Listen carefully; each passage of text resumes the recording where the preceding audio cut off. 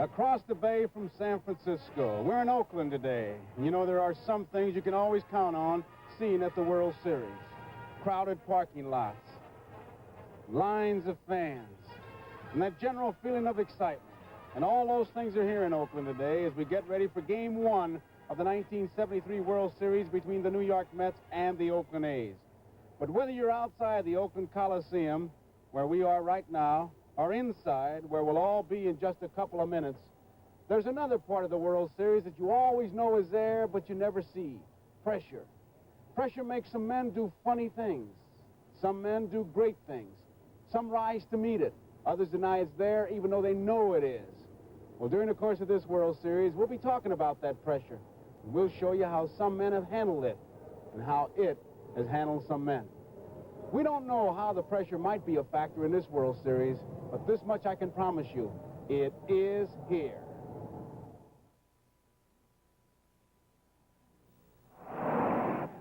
This man has trouble and doesn't even know it. One little hidden radiator leak, just one, can stop a car dead with a boilover.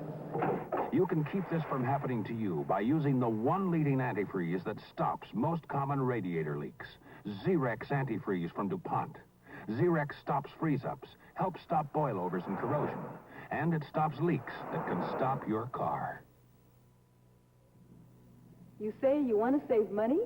We hear you. We're Bell System people, and sooner or later, people will always ask. What can I do about my phone bill? One thing I tell people, if you're going to be away from home for several weeks, call your local business office. You may be eligible for a lower rate while you're gone. I always plan what I'm going to say before I make a call. Saves me time and money. You say you want to save money? We hear you. Millions of people are watching, but ball players and pressure make a lonely combination. You see that on the pitcher's mound. Some take a deep breath. Others just scuff. Some twitch. Some sneer and some blow. Some stare. It's in the batter's box. Can't keep that bat still. Pressure makes some players feel one way. It makes others feel this way.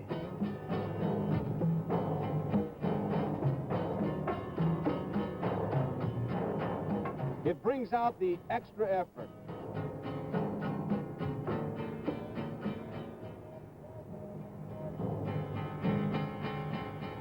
Extra effort. Then there's the different kind of pressure, the explosive kind. It's built by a crowd, a calendar, and the bases loaded. Willie Mays has said goodbye, but they're asking him to bring home one more run. He does.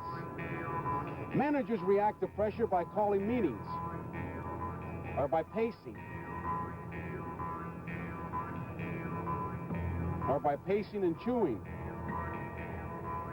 And for the manager's manager, Mrs. Yogi Berra, you just hope. Watch the catcher call for a real low pitch. There it is. Pressure forces him to this.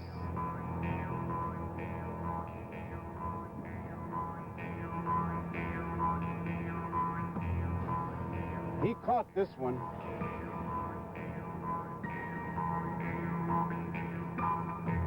He missed this one.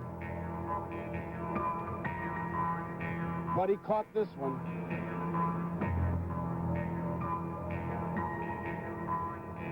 Pressure. One man, one ball, plus pressure.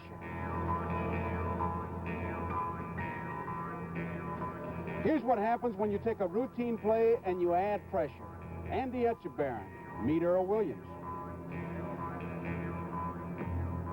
Teammate or stranger.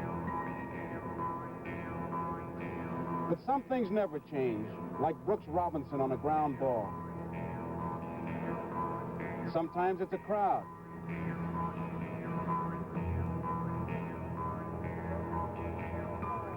Sometimes it's a ball player who knows he has to catch the ball, but he runs out of ballpark.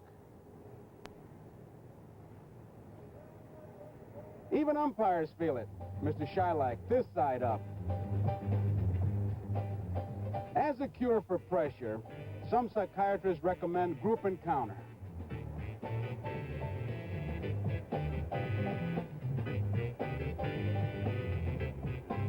The excitement made him pick up the wrong cap. The pressure made him wear it. And it didn't even fit.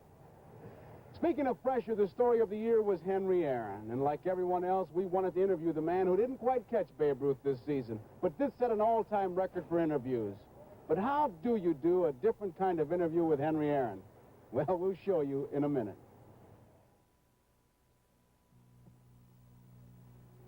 Once I thought Dow Corning bathtub caulk was only good for my tub. And I found I could fix all kinds of things with it. I sealed that vent up there. Skid-proofed my knife sharpener. Fixed the bulb of my battery tester. Dow Corning bathtub caulk comes in 6 beautiful, long-lasting, rubbery colors. And because it's silicone rubber, it fixes things no ordinary caulk can.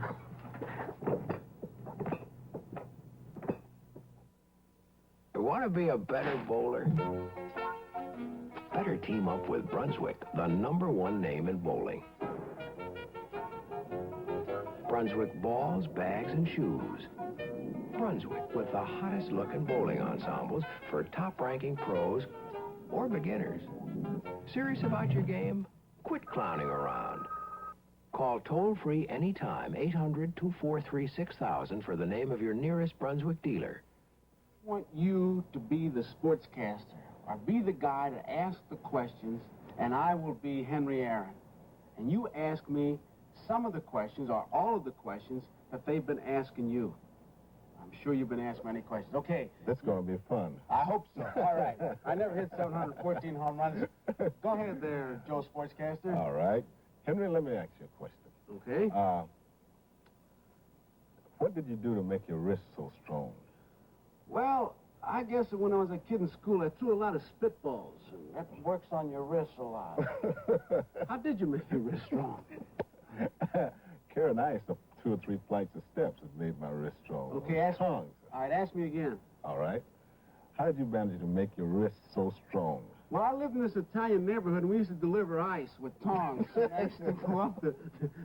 Okay, ask me another one. Well, this is one that stunts you. Which way, when you dress, you put your uniform on, do you put your left shoe on first or your right shoe on first? Which one? Somebody really asked you that? It's on the All-Star game. Asked But you? which shoe do you put on first, your right or your left?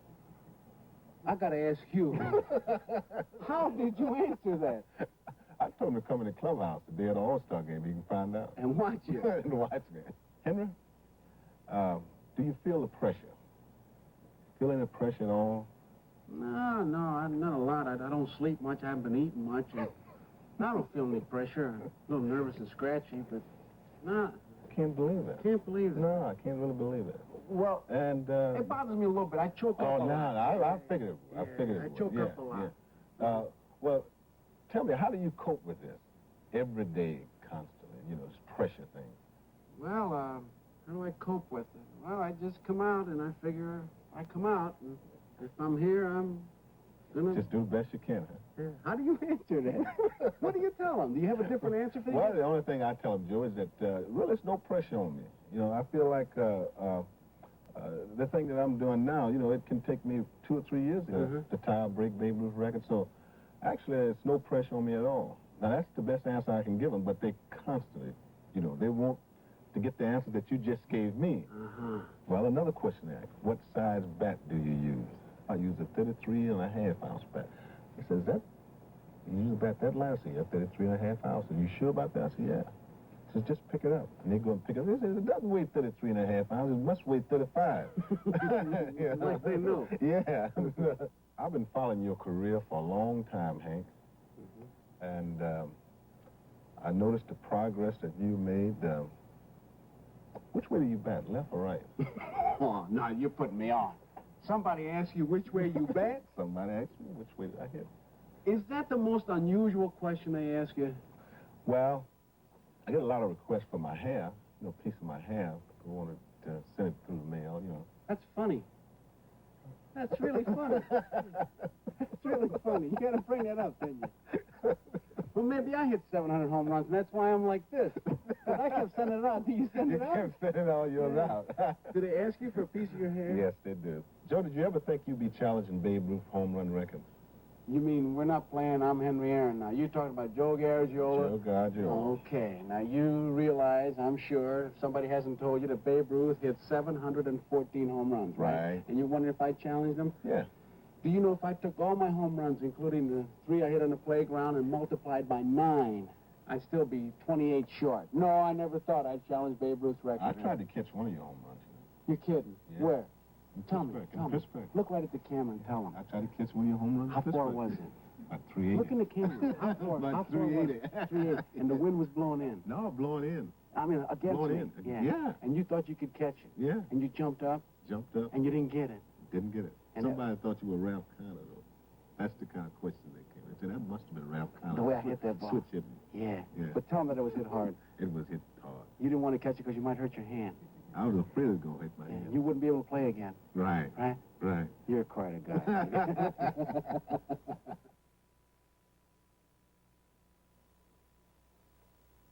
Whenever Dr. Robert Miley gets a chance, he builds something for his little girl.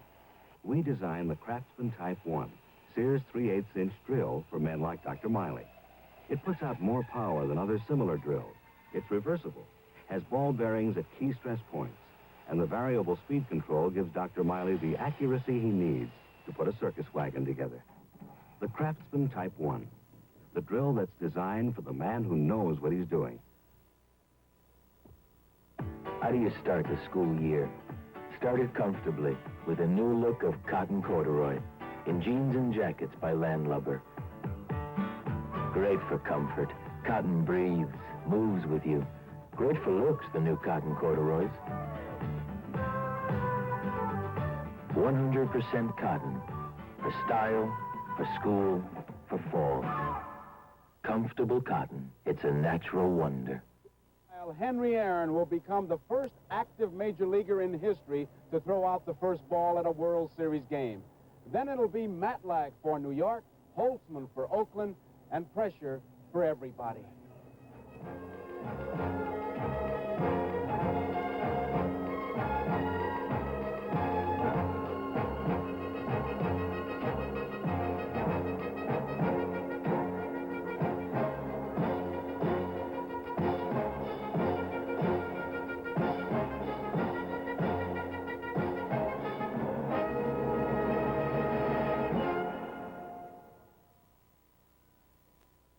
Sean Connery and Diane Cannon star in the Anderson tapes tonight at 9, 8 Central Time.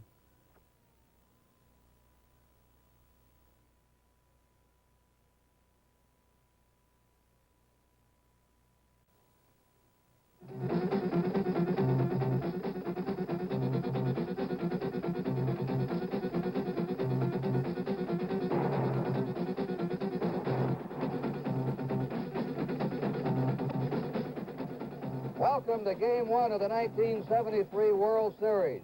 The National League champs, the New York Mets, versus the American League champions, the Oakland A's. Brought to you by your Dodge dealer, who invites you to see the beautiful all-new Monaco 474. And by Gillette, makers of new Track 2 twin injector blades for the best injector shave of your life. And just a gorgeous day here in Oakland, California.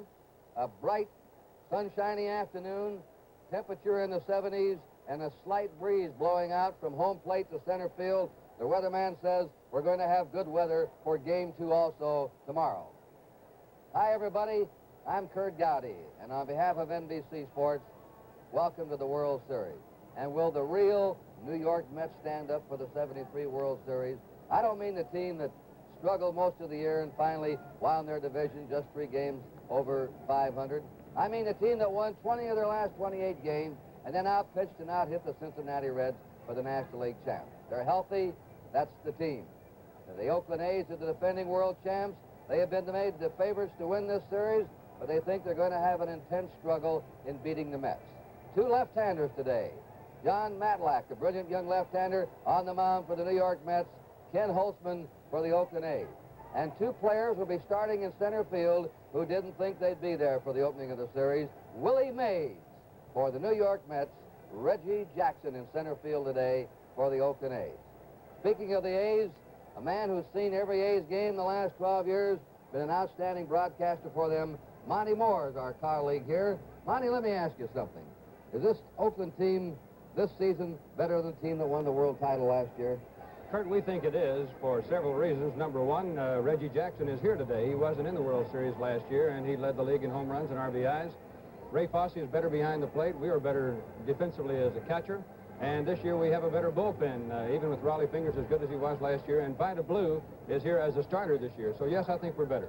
All right, how about, this is your home park, how about taking the fans of America and showing us some of the highlights of the Oakland Coliseum for baseball? Okay, Kurt, this park is very normal as far as distances go for home runs, so there are no consequential dimensions there. But in left field, and we will talk about it more later, that's the sun field here for afternoon ball games this time of year, and the ball carries very well out that way, so we could see some home runs hit there in the day games here. Moving over to center field, we have a little visibility problem for batters. The last section of seats right before that white concrete section there gives the batters a little bit of trouble coming off the mound as the ball is obliterated somewhat by that light concrete and by the fans. The right field sector here at the Oakland Coliseum is normal in distance, again, 330 feet. But there's one very important factor here as far as pitching goes. Between first base and the stands, it is a very large distance, maybe one of the longest in Major League Baseball for any park. And a lot of foul pops are caught over there that would be in the stands in other parks, such as Shea Stadium. So that is a factor also. In case they try to pick a runner off, they throw the ball away over there. It's three bases. Tony Kubik, my colleague on the Saturday game of the week, Monday Night Baseball, will be with us here in the booth analyzing the plays. And right now, he's been down on the field before this game, and he taped interviews with the two field captains, Sal Bando of the Oakland A's, Bud Harrelson of the New York Mets. Sal, you haven't seen each other as far as teams, I guess, on television, but not in spring training. What do you know about the A's, buddy? Well, fortunately, Tony, we watched them in the World Series last year while we were at home. And they do have a few fellows that were in our league. That might be an advantage, but it might also be a disadvantage because they also know our pitching staff. And Sal, what do you know about the Mets? Well, like you say, other than TV, I think it goes back to 1969 in the World Series, and then what some of the National Leaguers at our club have told them about it. But really, I've never seen them play except on TV. All right, they make a big deal of scouting reports. You haven't had too much time to look at it because you guys just clinched 2 days ago or won it. You won it about a day ago. What do you know about Buddy Harrelson? What do your scouting reports tell you? Well, that, he goes the opposite way, and don't let him beat you with the home run. All right. Buddy, what about Sal? he bunts a lot, and he's got good speed, and he's a poor defensive third baseman, so I hope the scouting reports are correct, otherwise we're in trouble. They're right. Bud Harrelson, Sal Bando, thanks a lot. Good luck during the World Series. You heard it right from the experts, the team leaders on this team. Those are the scouting reports. Let's go back upstairs. I'll tell you, those are the scouting reports. We're going to have a wild World Series here, if they're that accurate.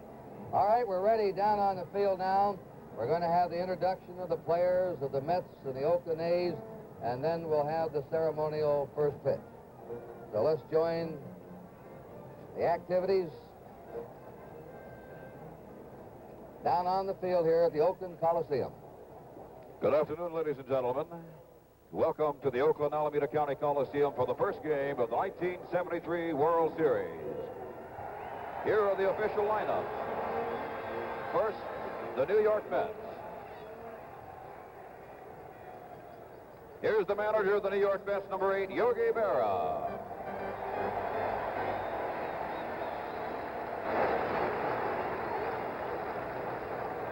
Batting first and playing third base, number 11, Wayne Garrett.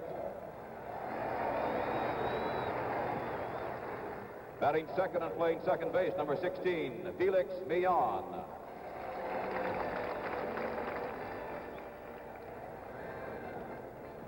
Batting third and playing center field, number 24, Willie Mays.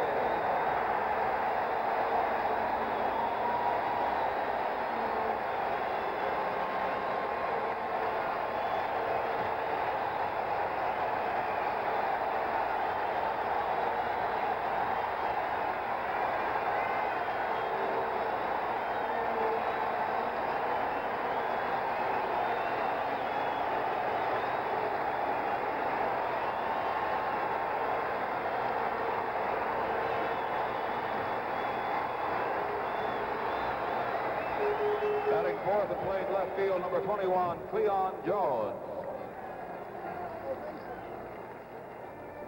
Batting fifth and playing first base, number 28, John Milner.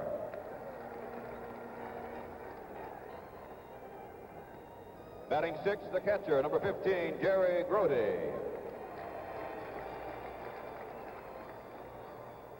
Batting seventh and playing right field, number 25, Don Hahn. Batting eighth and playing shortstop, number 3, Bud Harrelson. Batting ninth and pitching today, number 32, John Matlack, who's warming up in the bullpen.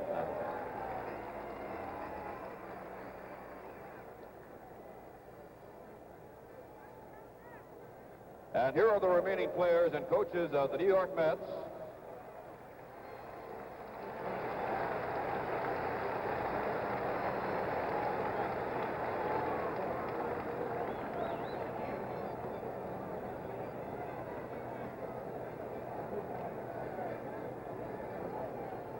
Number 4, Rusty Staub.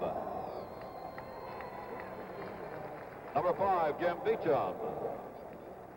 Number 7, Ed Kranepool. Number 9, George Theodore. Number 10, warming up, Ron Matlack, Duffy Dyer. Number 12, Ken Boswell. Number 17, Teddy Martinez. Number 31, Harry Parker. Number 33, Ray Sadecki. Number 36, Jerry Kuzma. Number 38, Buzz Capra. Number 40, George Stone. Number 41, Tom Seaver. Number 42, Ron Hodges. Number 43, Jim McAndrew. And number 45, Tug McGraw. And the coaches, number 51, Roy McMillan. Number 52, Joe Pignatano. Number 53, Eddie Yost. And number 54, Rube Walker.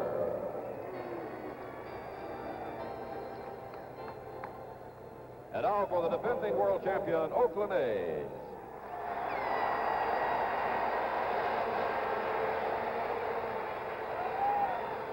Here is the manager of the A's, Dick Williams.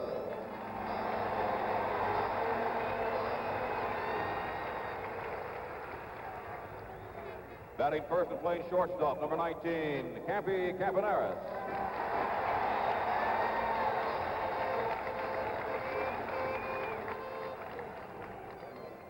Batting second and playing left field, number 26, Joe Rudy. Batting third and playing third base, number 6, the captain of the A's, Captain Sal Bando. Batting fourth and playing center field, number 9, Reggie Jackson. Batting fifth and playing first base, number 18, Gene Tennis. Batting sixth and playing right field, number 22, Jesus Alou.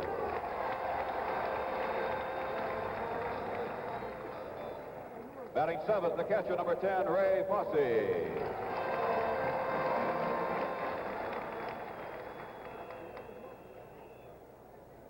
Batting eighth and playing second base, number 1, Dick Green.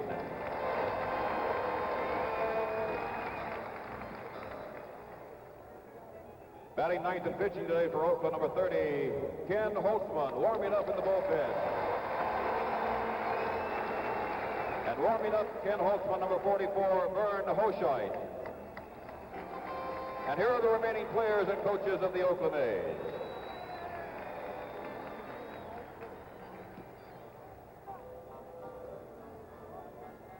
Number 2, Angel Mangual. Number 4, Bill North. Number 7, Darren Johnson. Number 8, Manny Trio. Number 11, Ted Kubiak. Number 13, John Blumenodov. Number 14, Vida Blue. Number 16, Billy Canigliaro. Number 17, Mike Andrews. Number 24, Alan Lewis. Number 25, Paul Lindblad. Number 27, Jim Catfish Hunter.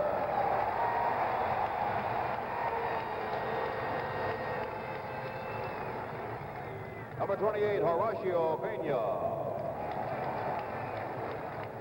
Number 32, Darrell Moe. Number 34, Raleigh Finger. Number 37, Vic Davalillo. And number 38, Pat Burke. And the coaches, number 41, Jerry Adair. Number 42, Wes Stock. And number 43, Irv Thorin.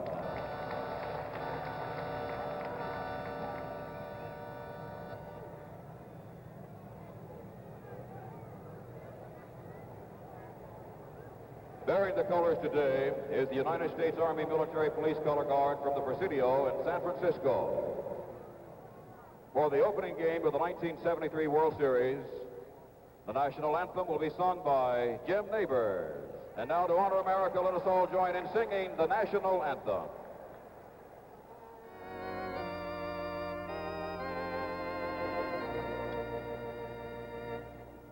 Oh, say, can you see by the dawn's early light what so proudly we hailed at the twilight's last gleaming, whose broad stripes and bright stars through the perilous fight o'er the ramparts we watched were so gallantly streaming, and the rocket's red glare of them bursting in air gave proof through the night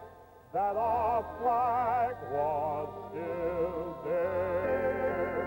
Oh, say, does that star-spangled banner yet wave o'er the land of the free and the home of the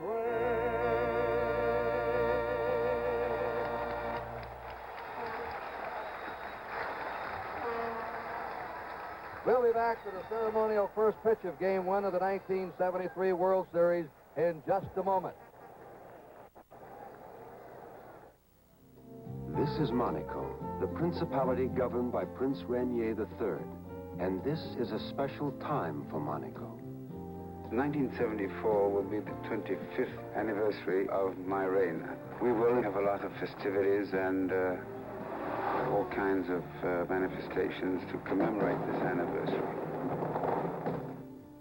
Introducing Monaco, the car, completely new for 1974. Monaco, designed to capture the elegance and style of the principality we named it for. Engineered with all the substance and character that Dodge is famous for. 1974, a beautiful time for Monaco. Monaco, unmistakably new. It's a beautiful time for Monaco and you. Hey, I feel it! I feel it! I feel it!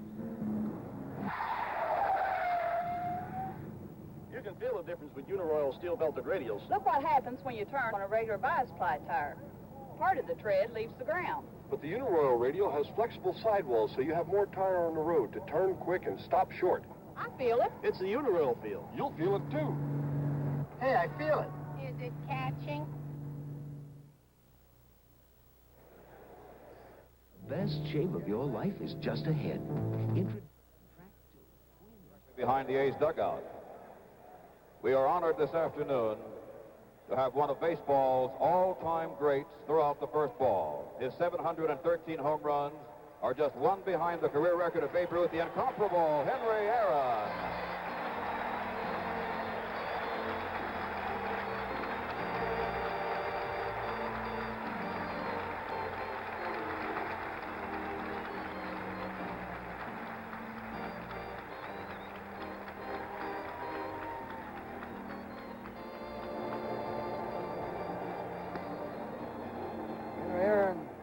Out the first pitch like he does everything else without a flourish, just getting his job done year after year, game after game.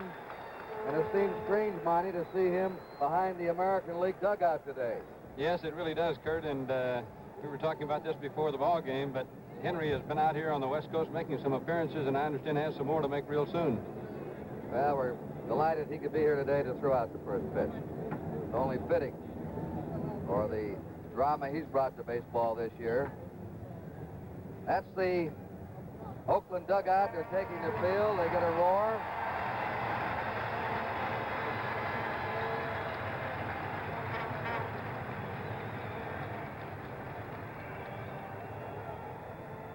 Six umpires assigned to the game.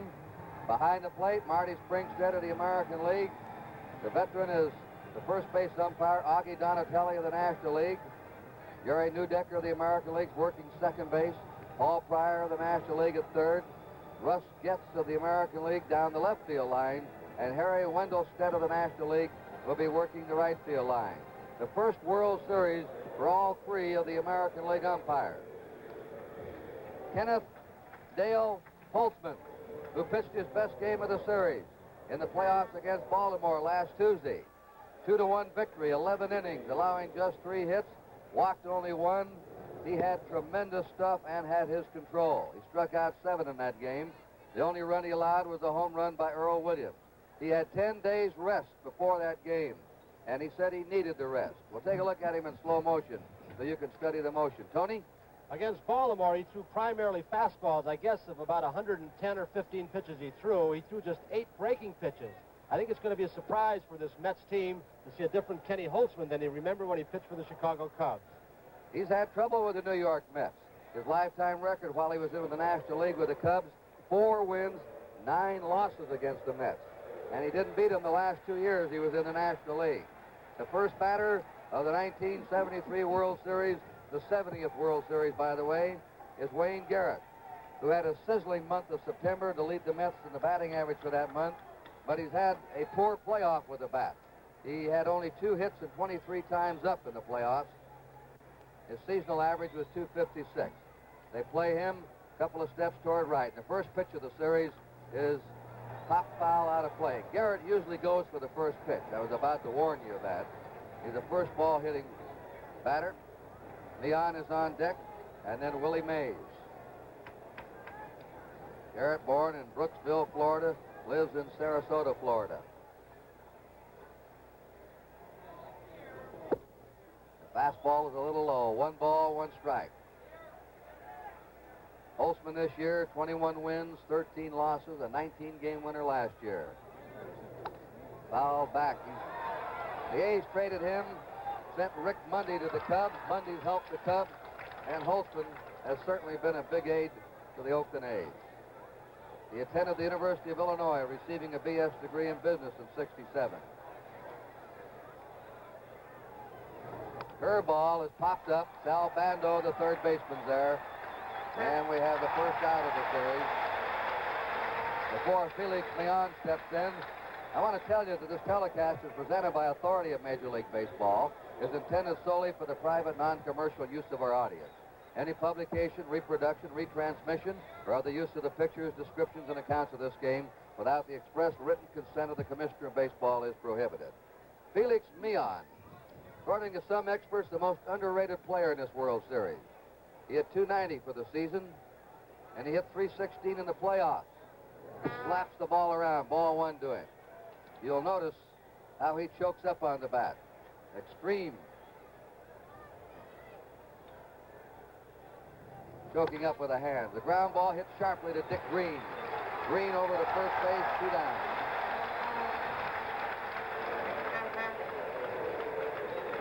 Willie Mays coming up. Listen to the hand for him.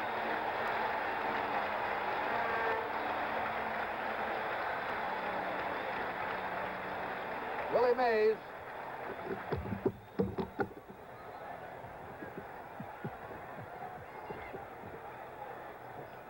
"42 years old, across the bay, cheered today by American League fans.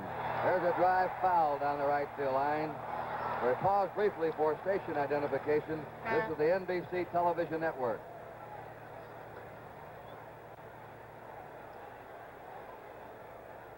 All right, we're back here in Oakland. Willie Mays for the regular season had a .211 average. Plagued with injuries now. He's already announced his retirement. He didn't expect to start or even play in this series. There's a foul out of play, strike 2. This is Willie's 4th World Series. He played for the Giants in 51, 54, and for San Francisco's Giants in 62. He came up as a pinch hitter against the Reds. He had 1 hit 3 times up in the playoffs. He has bad shoulders and knees now. But he's pressed into action today. Rusty Staub is not up to it. Staub tested his left shoulder.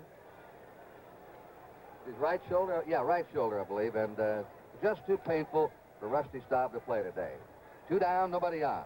The Mets batting in the first inning. Fastball is low, 2-2 to Willie Mays. And how ironical, Monty, that Willie Mays is across the bay. If they came back here for game 6 or 7, could wind up his career in the Bay Area, but on the opposite side. This will be the only game he's ever played here on this side of the bay. The check swing to Mays, it's ball 3. His 22nd National League season. And Henry Aaron sitting over there in back of the American League dugout. He and Mays, of course, had their dramatic batting battles over the years. A 3-2 delivery. Mays hits a ground ball, a base hit into left field. Willie's on. Usually loses his cap in the outfield. He lost it when he left home plate. There's the first hit of the series, and Willie Mays gets it. Kurt, one significant factor shown in that picture right there in the 2 leagues. The National League players must wear a batting helmet batting, but on the base paths they don't have to. The American League runners have to wear the helmet on the base path. Leon Jones. A disappointing first half of the season for the Mets. But how he got going in those last 28 games. Wound up with a .260 average, 11 homers, 48 RBIs. And he hit .300 in the playoffs. He can hit the ball to right center with power. That's where they're playing him. It's a strike. Reggie Jackson's in right center for him. And Jesus DeLue is shading the right field line. They leave the open area in left center. Mays at first, 2 down. Willie stole only 1 base this year. There's a bounding ball sharply to the box. Holtzman throws him out and the side retires. No runs, 1 hit, no errors, 1 left. The first half inning gone. It's 0-0. Injector shavers, the best shave of your life is just ahead. Introducing Track 2 twin injector blades. Twin blades that fit your injector razor. Now you can get twin blade closeness and safety. As the first edge shaves, it lifts the whisker so the second edge can shave it again. With closeness and safety never possible from injector shaving until Track 2 twin injector blades. New from Gillette. For the best injector shave of your life. Nobody wants to look at underarm stains, but they're a real problem. You use an antiperspirant and you still get stains. Stains that won't wash out. Well, now there's a new antiperspirant. The first anti-stain antiperspirant by Right Guard. A new powder so effective, it helps stop wetness and stains. See for yourself. New Right Guard Powder Dry Antiperspirant. It's the first anti-stain antiperspirant by Right Guard. And there he is, Jonathan Trump Bauer Matlack, who pitched the greatest game of his life last Sunday, a two-hitter against the Cincinnati Reds. 14 wins, 16 losses, the hardest-throwing left-hander in the National League. He was Rookie of the Year in 1972. And every time a National League club or an American League club has talked trade with the Mets, of course they know they can't get Seaver. The man that is most sought after is Matlack. Kurt, there was a scouting report that was not too accurate on John Matlack. When the A's met before this ball game and yesterday, they said he does not have a good fastball. He's a breaking ball pitcher. Darren Johnson, a former National Leaguer, stood up and said, wait a second. He's about an inch behind fastball-wise Tom Seaver. He's got a good one. Well, he struck out 205 batters in 210 innings, or 242 innings. He was up in the top four. He finished third in strikeouts in the National League. And here's Bert Campaneris leading off, who had 250 on the year, a strike to him, and had a hit in every one of the playoff games. The only player of the Baltimore and Oakland squads to do so. He was just super in the playoffs. Matlack delivers a curve. It's fouled away. Strike two. On deck will be Joe Rudy, and then Sal Bando. This is a primarily right-handed hitting batting order for Oakland. Jackson's a left-handed hitter, and Holtzman. It seems strange to see that pitcher back in the number 9 spot in the American League. I want to talk about that in a minute. Campaneris pops it up out to Felix Millan. The Mets second baseman is one down. In interleague play, the designated batting rule is not in effect. We asked Dick Williams before the game, would it be a disadvantage to his team? He said no. Fair for one, fair for all. We have some good hitting pitchers. They've been practicing. Joe Rudy hit 270 for the year. Strep throat, he had all kinds of things happen to him. He was like some of the Met players that finally got healthy in the last part of the year. He was their most reliable player last year and had a great World Series. A curved strike to him. 0-1. We have no score. Last of the first inning, 1 out and nobody on for the defending world champs, the Oakland A's.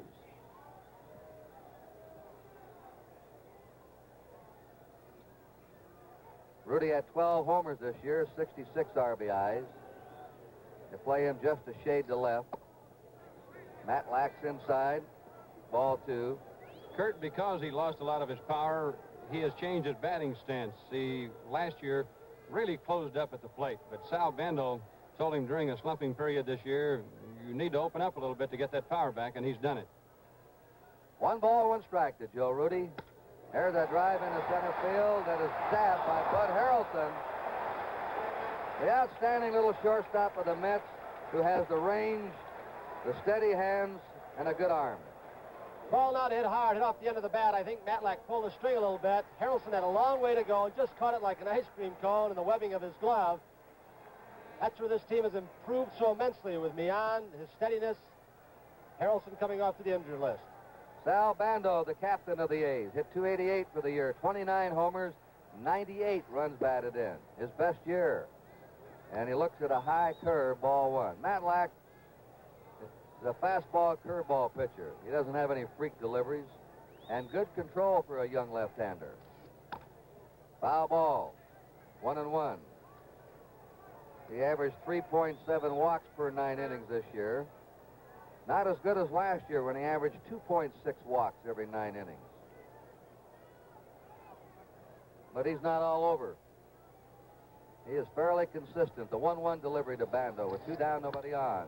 There's a fly ball out to left field on a changeup. Jones takes it, and the side's out. 1-2-3. At the end of the first inning, 0-0. Right now, it's Party Pleaser Month here at your nearby Kentucky Fried Chicken store. So come on and have a party with my good hot Kentucky Fried Chicken and fixins. Get a bucket of chicken, looking good. Have a barrel of fun, make it a party. Get a Kentucky Fried Chicken party, everyone. America loves what the Colonel cooks. A good time, party time, barrel of fun. Polaroid's new SX70. Just touch the button. Now these pictures, developing themselves outside the camera, are hard and dry. Minutes later, you have finished photographs seemingly as real as life itself. The new SX-70 land camera from Polaroid. Hi, I'm Joe Garagiola. There are over 1 million Dodge Darts on the road today, and there must be a lot of reasons for this, and I'd like to find out some of them. Because it's right in between, it's not too compact, and it's not too big. It's just right. It's a little car, but it has a pretty big car performance, you know. There's so many on the road, we figured, boy, they've got to have something going. If you need any more reasons to go with Dodge Dart, ask the million who own one. Kurt, we talked to John Miller, the hitter stepping in right now against Kenny Holtzman, about batting against Holtzman. He's never seen him before. Let's hear what he had to say. Well, he's a left-hander. Now, they say he throw the ball real well. He was throwing it when he was in the National League, and I expect to look for some hard stuff in and maybe the breaking ball away. Say he changed speeds a lot. I don't know why. I don't think he'll turn it over to me, so I'll be mostly looking for the hard stuff in and breaking ball away. And it's ball one, strike one now. John Milner, Jerry Grody, Don Hahn for the Mets in the second inning. Milner didn't hit too much the last month. They call him the Hammer. He's from East Point, Georgia, born in Atlanta, Georgia. He's young. He's just 23 years old. He has that lively bat, though. The ball jumps off. He has good power. 23 homers. He should be a good one for the future for the Mets. There's a fly ball out into left center. Reggie Jackson's over there. And we have one down. The regular center fielder of the A's is Bill North, who had an outstanding season. Playing well defensively, stealing over 50 bases. He has a bad ankle, and he is not on the active list. And so with a left-hander going today, and Jesus Alou swinging a hot bat, they moved Jackson from right to center. This is the first time Jackson's played center field this year, right, Monty? That's right, Kurt, and in spring training, he never was even in a game down there because we had 5 men fighting for that job, and they wanted to leave Reggie in right field. And Alou's in right field.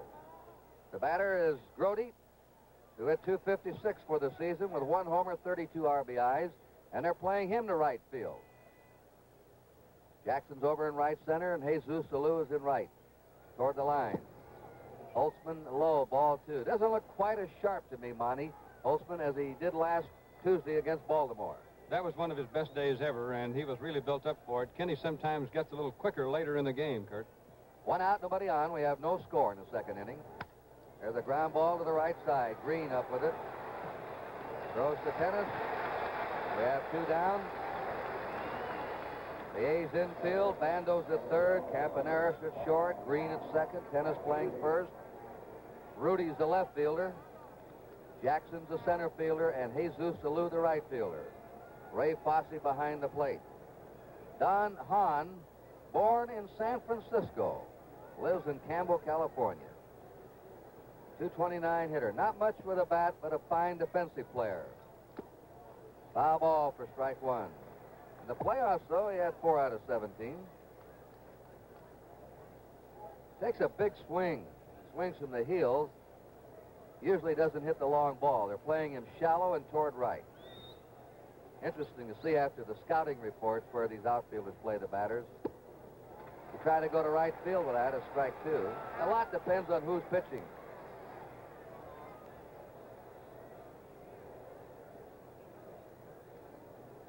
I remember when I was a youngster, I used to hear about that old white shirt sleeve crowd at Wrigley Field, Chicago. How tough it was on the batters. That's inside. Today, the hitters are looking into a shirt sleeve crowd as a background. This is our handheld camera, by the way. That's the background out there in the bleachers. The ball comes out of that background. Curve is strike 3, and Holtzman sails through the second. At the end of an inning and a half, 0-0. Atlas, the tour's here.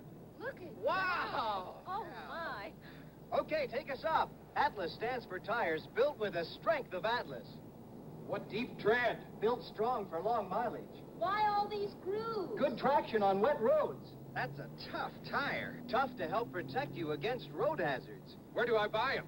At 45,000 leading service stations. Atlas tires. All built with the strength of Atlas. Fantastic. The XL100 is the best set I've seen. The color in the XL100 is excellent. You just sit there, pop it on with the instant on, sit back and watch it. These top TV cameramen rate new RCA XL100 color TVs. The XL100 has snap. This is when the picture literally jumps out of the setting. Over 50% more senior TV cameramen own RCA than any other color TV. Snap. The XL100 gives me that. Two former Major League stars are in the coaching boxes today for the A's. Irv Norn, an outfielder for 11 years, is coaching at third, and Jerry Adair, who used to be a fine defensive second baseman, is coaching at first base. Reggie Jackson, Gene Tennis, and Jesus Salou are the three scheduled batters for the A's in the last of the second. Jackson and Tennis did not deliver in the playoffs. They did not drive in a run. Jackson, who led the American League with 32 homers, 117 RBIs, and hit a healthy .293. But he injured a hamstring muscle at the end of the year. Then he, I think he had a virus, didn't he, Monty? He had a strep throat that set him down for the last 3 games and then the first 4 days of practice prior to the playoffs. So he probably lost some timing, lost the groove in his swing. The strike, and he's going up against left-handed pitching in this series, except for Tom Seaver. Tomorrow it'll be Kuzman and Vida Blue, left-handers again. We'll have right-handers Tuesday night at Shea Stadium. A ball, Tom Seaver and Catfish Hunter. Boy, that's quite a matchup. They're all good matchups. Both clubs have outstanding pitching. 320-game winners for the A's, and you all know how good the Mets are in the pitching department. A 1-1 delivery. Jackson, strike 2. 1 ball, 2 strikes. The on-deck batter is Gene Tennis, the most valuable player of the 1972 World Series. Kurt, we made several comments last year during the telecast. As Gino would hit those home runs, it seemed to surprise everybody that if he played a whole year, he'd hit a bunch. Matlack's pitch is outside for a ball. I like Matlack's thinking. They're telling a story that he and his wife were wallpapering their home, and Matlack put half the paper on upside down. So he didn't know what to do. He just decided to put it all on upside down. It's beautiful. Outside, ball 3, 3-2. The man has creativity. That's how left-handers got that reputation. Right. It's easier to put the other half on than take that half you've already got on off, isn't it? That's what he thought. He's also economical. 3-2 to Jackson. Nobody on, nobody out. Jackson hits a hopper to Bud Harrelson. And the little Met shortstop puts him away, and there's 1 down. In the last of the second for the A's, Dick Williams, who has won 3 pennants now as a manager, 67, 72, 67 with the Red Sox, 72 and 73 here with the A's. Gene Tennis hit .258 this year. There's Yogi Berra. There's already a new Yogi Berra story going around the ballpark we'll tell you about. That's Matlack next to him. No, wait a minute, that's Seaver, I mean. 24 homers for Tennis, 84 RBIs. That's a strike. Somebody is supposed to have gone into the dugout today and talked to Yogi, one of the writers. You know, there are a million Yogi Berra stories over the years. A strike. And they said, you know, we know all about the pitching and batting. How about the intangibles?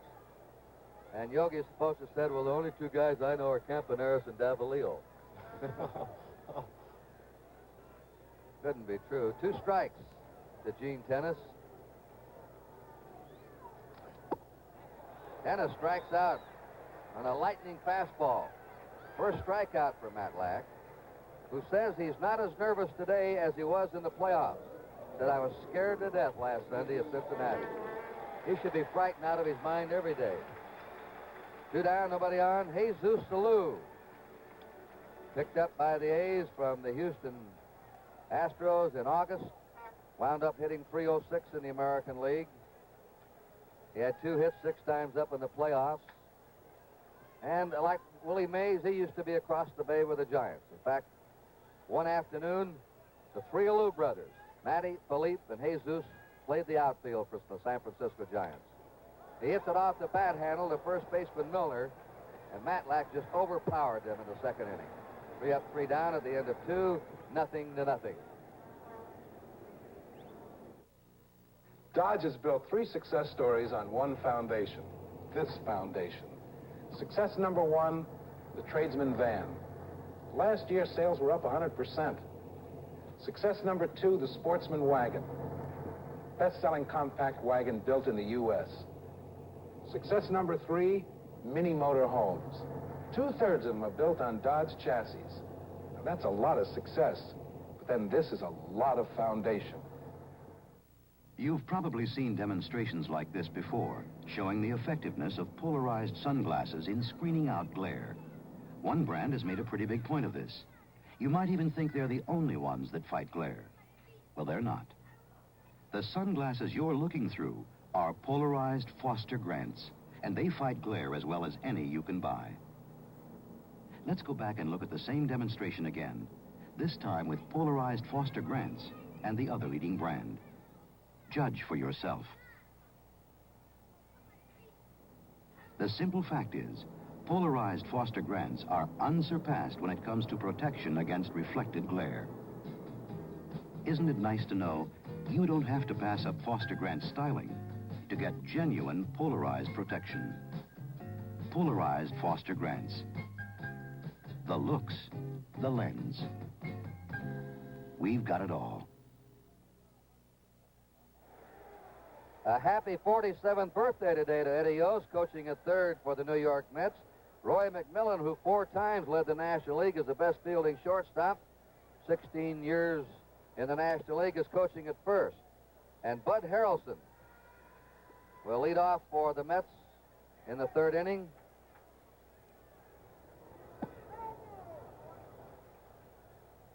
Ball 1 to him. You fans, take a look now out to center field, either to the left or to the right of that open area. If it's not a sellout, they put a green tarp over there to give the batter a green background. I think they're having trouble seeing the ball today with those fans with their white shirt sleeves. And, Kurt, you see that one little white strip of concrete that shows right there? The ball comes right out of that. Holtzman's last pitch came right out of that white concrete. There's just a little bit of it, but it's above the fence right there. Watch where the ball comes. There it is, right out of it. And Tony Kubek, I'd like to have him comment. It doesn't take much to lose that ball, does it, Tony, in the background? Neither Holtzman or Matlack, as overpowering as they can be, need that.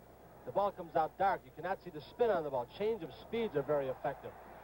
He has walked Harrelson on 4 pitches. But it hit 258. He, by the way, was graduated from Sunset High in Hayward, California, very close to the Oakland Coliseum. And he attended San Francisco State College. John Matlack is up now. He was a 135-pound quarterback in high school football here and the captain of 3 different teams, basketball, baseball, and football. Well, he's a spirited competitor. The score is 0-0 in the 3rd inning. They're looking for the bunt, and they have Green charging. There's a play for you. The second baseman, Green, came charging in with a first baseman holding Tennis. You don't see that too often. Kurt, we didn't see it much this year because of the designated hitter rule. The pitchers weren't up to bunt that much, but Green did that a whole lot last year for the A's. That means Campaneris would cover second. This time he holds back. The bunt. Holtzman picks it up, throws to Green. Matlack lays down a perfect sacrifice and moves Bud Harrelson into scoring position. Kurt, Dick Williams, famous, of course, for trick plays. His team works on it all spring training. And, Monty, you probably know of more of these plays, seeing this club all year long. Sal Bando has a lot to do with calling these, doesn't he? He calls every one of them after he gets the sign from Dick Williams, and all the infielders take a look at Bando for the signs, which he'll usually give as face signs or on the shirt. All right, we have our first man in scoring position. Bud Harrelson at second, 1 out. The Mets and the A's are 0-0. It's the top of the order. Garrett's the batter. Strike on the high fastball. Garrett fouled out his first time up. Wayne Garrett with 16 homers has some punch for an infielder. as the note tells you. Play him to right. Holtzman is inside. Ball one, strike one. So far, Holtzman doesn't appear to us as sharp as he was last Tuesday. He doesn't seem to be quite as fast. And he's struggling a bit with his control. Against the Orioles,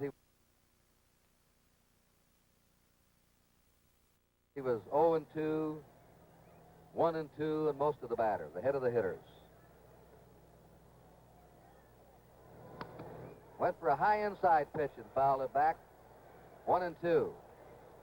By the way, we do not have a sellout for this opening game of the World Series. There are some empty seats high in the grandstands down the left and right field area. That's the spot up to the right and in the upper left field area.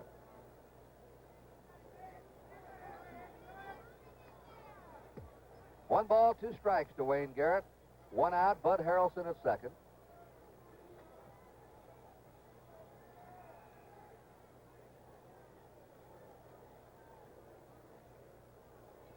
Curve bounced into the dirt. 2-2.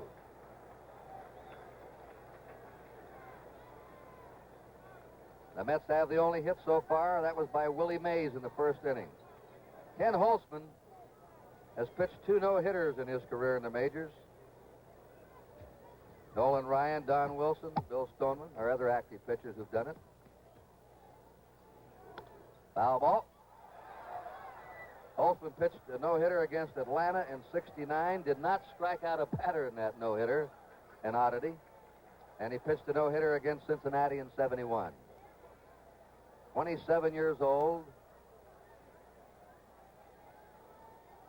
Graduated from Universal City, Missouri High School in '63. Kurt, I think both Kenny Holtzman and Ray Fosse know that Kenny's getting away with what might be some bad pitches under normal conditions. That looked like a fastball right down the middle. Garrett was late. Now he crowds Wayne Garrett for ball 3, strike 2. The full count, 1 out, Bud Harrelson at second. Ray Fosse has an unusual habit. Watch him here. He steps behind the batter to return the ball to the mound. I've never seen the catcher do this. Look at him. He throws over the shoulder and behind the batter. Most of them, just raise up and flip it back over the plate. And Kurt, it doesn't matter if it's a left or a right-hander. If it's a right-handed batter, he goes the other way to do it. 3-2 to Wayne Garrett.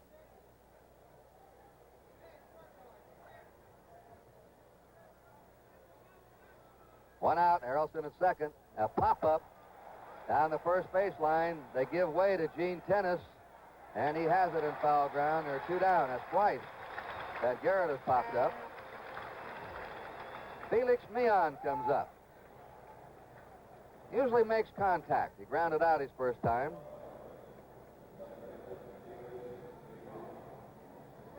Kurt, that habit that Fosse has, I can see him doing it with a left-handed hitter. I guess, and I've seen it in the minor leagues and at a major league level with a man on base, you can hit the batter's bat, and the ball can bounce back over the back of his head. With a right-handed hitter, I don't know why he does it. They can step away from him. Meehan's record in the playoffs, 2 outs. Bud Harrelson at second. The Mets nothing, the A's nothing. We're in the top of the 3rd inning. A strike on the inside corner, 0-1. The outfield is very shallow for Meehan, and to the opposite field. They figure that he won't hit the long ball, and he'll try and punch it somewhere. 1 strike. Foul back, he was trying to go to right. Strike 2. Holtzman boring in with a fastball. Meehan struck out only 22 times in 153 games this year. He ranks among the leaders in the National League and the toughest to strike out. He's been in the top 5 the last 5 years of a hard batter to fan. 2-strike pitch is high, 1-2. Kurt, Buddy Harrelson down on second base is getting an extra long lead, knowing that outfield is playing so shallow for Meehan. Any ball hit out there, he knows he's really going to have to hustle and get a good jump with that good lead to score. Jackson has a good throwing arm. Rudy is very accurate, is he not, Monty? Yes, he has a good arm. I haven't seen a Lou throw that much. But Rudy and Jackson are strong throwers. 1 ball, 2 strikes to Felix Meehan. Bud Harrelson getting his lead. There are 2 down. Went for a high fastball and fouled it away. The Mets have been reaching for some bad pitches so far. Pitches out of the strike zone. Kurt, there's a factor here, too. The grass in the outfield at this ballpark is very thick, and there has not been a football game played on it to tear it up in about a month. So the ball will roll fairly slowly going out there, and that could help a runner also. Al Davis of the Oakland Raiders thinks he may never get back in here again. There's a bounding ball to Bando at third. He'll go to first. Wide throw in time. Bando is usually very accurate, but he nearly threw that one away. No runs, no hits. One man left. 2.5 gone. 0-0. Today, your car engine's greatest enemy is heat. Because today there's more equipment, emission controls, power steering, air conditioners, automatic transmissions. All cause heat that may rob your motor oil of its full power to protect your engine. For your peace of mind, Quaker State urges you to change your oil as soon as your owner's manual says to. And use only a premium oil made for today's heat. For your peace of mind, specify Quaker State. We like to buy some... Radial Lifesaver Steel Goodyear tires. Goodrich pump. That's what I mean. My son is a college graduate. He tells me Goodrich been making your radial tires 8 years. Bravo. Tires you make good. But whoever makes your name an elephant? Elephant. An elephant would forget it. So I got some ideas for you. Is Mr. Goodyear around today? Goodrich pump. Goodrich. If you want Goodrich, you'll just have to remember Goodrich. And a very attractive football-baseball doubleheader on NBC tomorrow. We'll begin with NFL football at 1 p.m. You'll see either Baltimore at Buffalo, O.J. running wild this year, New York at New England, or Pittsburgh at Cincinnati. Followed by Game 2 of the World Series with the baseball world of Joe Garagiola beginning at 4 p.m. Check your local listing for the NFL game in your area. We're in the last of the third inning here in the Oakland Coliseum. The first 6 A's batters up have been retired, and they'll send up Fosse, Green, and Holtzman to face John Matlack. One hit in the game, that's been by Willie Mays. There's a high pop, twisting outside first. John Milner scrambling for it. He has it, there's one down. And John Matlack is picking right up where he left off last Sunday in Cincinnati. And there's one of those foul pops occurred out in no man's land here at the Oakland Coliseum. That one didn't really go that far off the foul line, but it was very close to what would have been in the seats in another park. You'd be amazed at how the big foul areas help a pitcher. A couple of foul balls in the seats, and boom, fella can come up with a couple of men on and hit one out, and over the year that averages out. Big foul areas are a great aid to a pitcher. Catchable foul balls. Fouled away by Dick Green.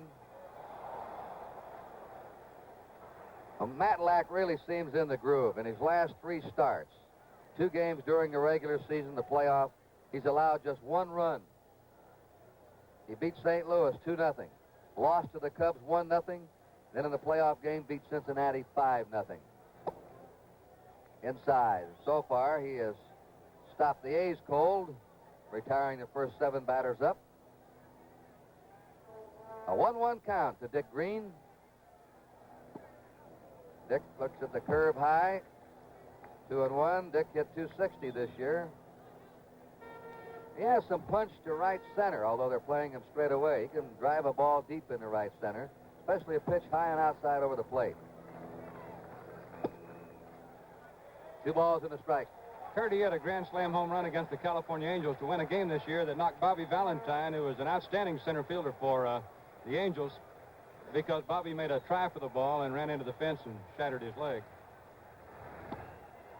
Ball 4, Green is on, and you saw Ken Holtzman on deck, which was a strange spot for him because the American League this year, the pitchers have not hit. Holtzman did come up 1 time. He's one of the better hitting pitchers. He walked in that 1 time up. Catfish Hunter is the best hitting pitcher in this team, and Holtzman is right with him there, right behind him. Be interesting to see if not bunting all season long against game-type competition will affect the bunting of these pitchers from Oakland. Tony Dick Williams said they've been taking a lot of extra bunting practice, special drills on bunting.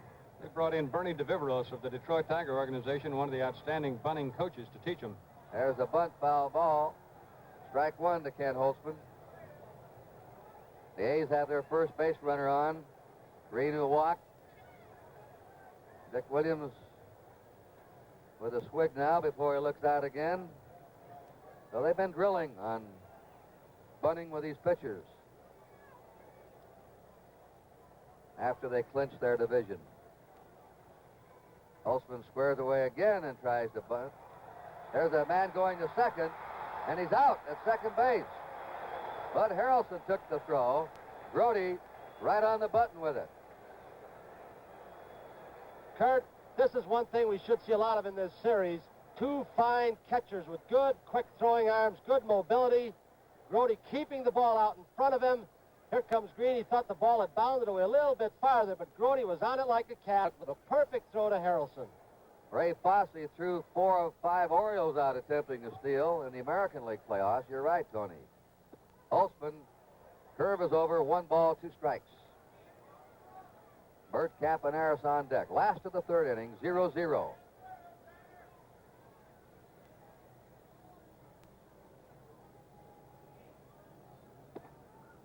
Just inside, 2-2. Holtzman's lifetime batting average in the majors, 158. And he hit 2 home runs, one off Necro and Jim McLaughlin.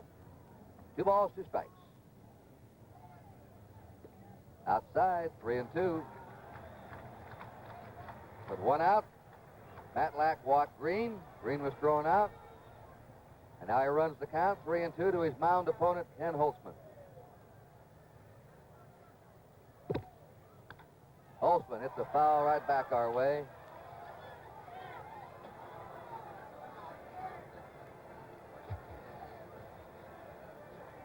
What a day. Temperature in the must be in the high 70s. Just a slight breeze.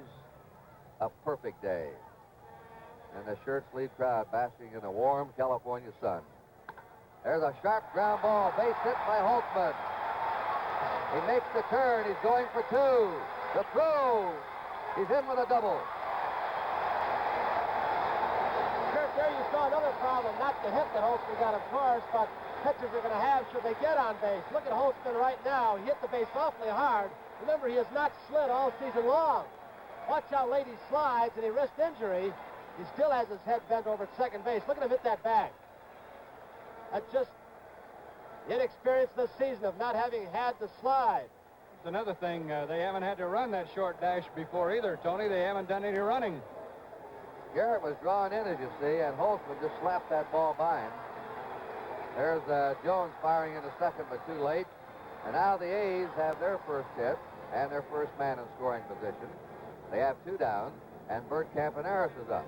He popped up his first time. 0-0 score, last of the third. The A's are threatening.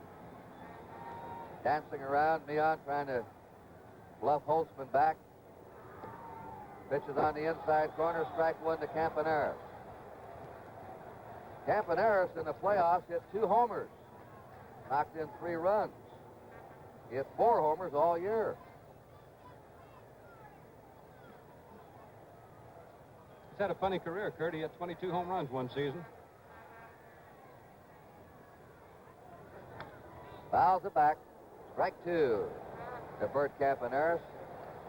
He can fly to first base, puts the pressure on infielders. They know they have to unload quickly. Kurt, it will be interesting, too, to see these A's and how they will attempt to run on Willie Mays and the ball hit to him because he cannot throw well anymore. And Irv Noren should really zing those men around third base, anything hitting Mays' direction. Mays has a bad throwing shoulder now. The 2-strike delivery. A ground ball to the right side. Meehan lets the ball go through his legs. And here the score is Holtzman. Right through the legs of Felix Meehan, who went down for it.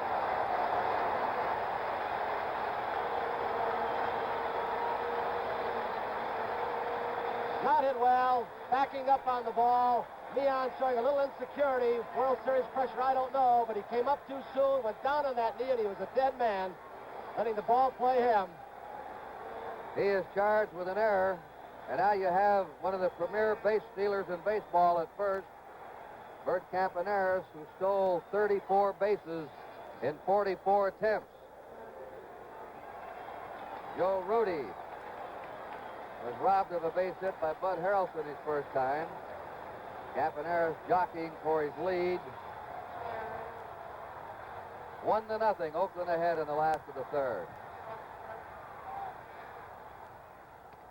Matlack he's really not exceptional at holding runners.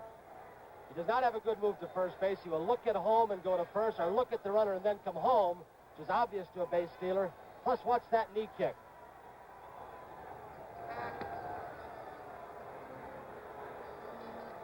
Campaneris intently studying the pitcher now. 2 down, 1 run in. Last of the third, the A's ahead 1-0.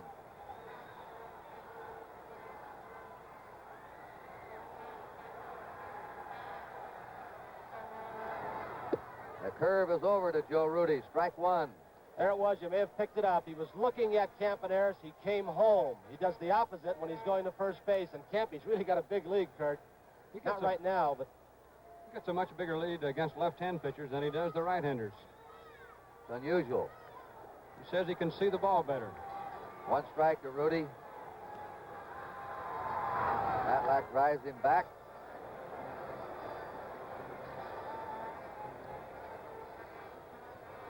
Two out. There were 2 out, nobody on when Ken Holtzman doubled and came in to score on the error committed by Felix Mion. There he goes. Foul ball. Good break by Campaneris. if I were John Matlack, I don't know if I would have wanted to throw as often as he did to first base and let Campaneris take that much or many looks at my move this early in the series and ball game. Both teams have had bad breaks with injuries, with Rusty Staub out, who is really swinging a mean bat for the Mets in the playoffs. And the A's will miss Bill North, who stole 53 bases during the regular year. And missed the last 13 games of the season, Kurt. He had it made as far as the stolen base championship up until that time. 2 strikes. Rudy slams it foul through the third base coaching box into the A's bullpen.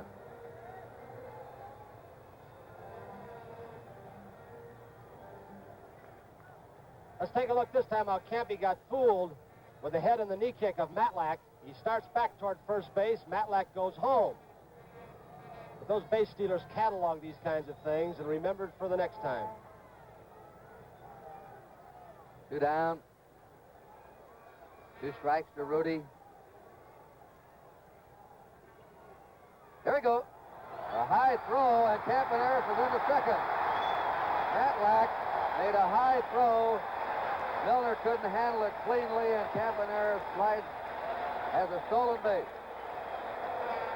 And Kurt, he gets a jump, too good of a jump, and fortunately that Milner made a good leap and saved the ball from going in that right field corner. With all this foul territory, I believe Campy could have scored. With that kind of a jump, he's done it before, and there's another trait of Campaneris's. He never stops and goes back to first when he's picked off. He always keeps going.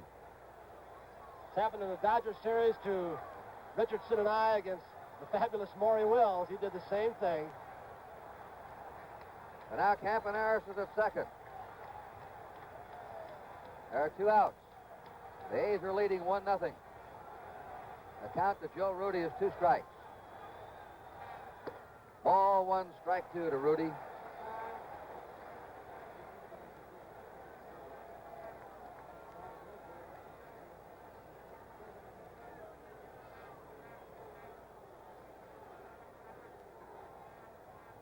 One stage this year, Rudy lost 17 pounds with a strep throat. That's what Monty Moore was talking about, his lack of power.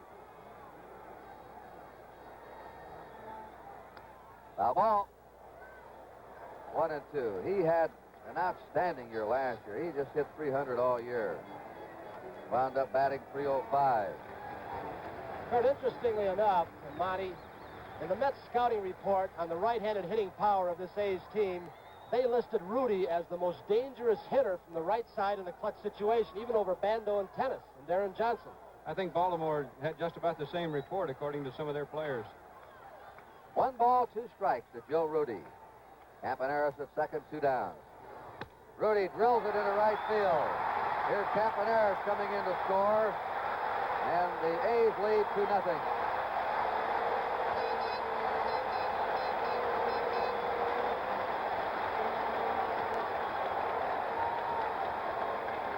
There would be the reason, Kurt, right there, is that he is more apt to go the opposite way with the outside pitch than either Bando or Tennis. Charlie Finley and his bannered group down there in back of the A's dugout, up waving those banners again that were so dominant during the World Series last year. Here's Sal Bando. He flied to left his first time. 2 outs, Rudy at first. 2 runs in. And there's a base hit in the center field by Bando. Rudy makes the turn. Mays fumbles the ball, and Rudy comes on to third. Mays will probably be given an error. He charged the ball well. The ball bounced up. Rudy had stopped at second base. Watch Willie. Rudy had pulled to a stop at second base as the ball bounced off his wrist, and then thought back to those scouting reports, instinctively said he can't throw. And he took off to third. Here comes Rube Walker. All right, Harry Parker is starting to warm up in the Met bullpen, number 31. Rube Walker, the Met pitching coach, out to the mound to talk to Matlack. This all came after 2 out, nobody on. Ken Holtzman doubled.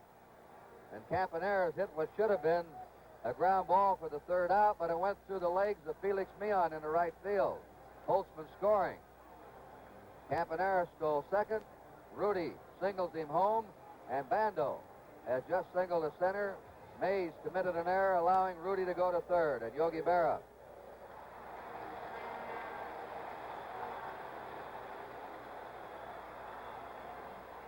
You're wondering about young Matlack now. Reggie Jackson grounded out his first time. Oakland leading 2-0.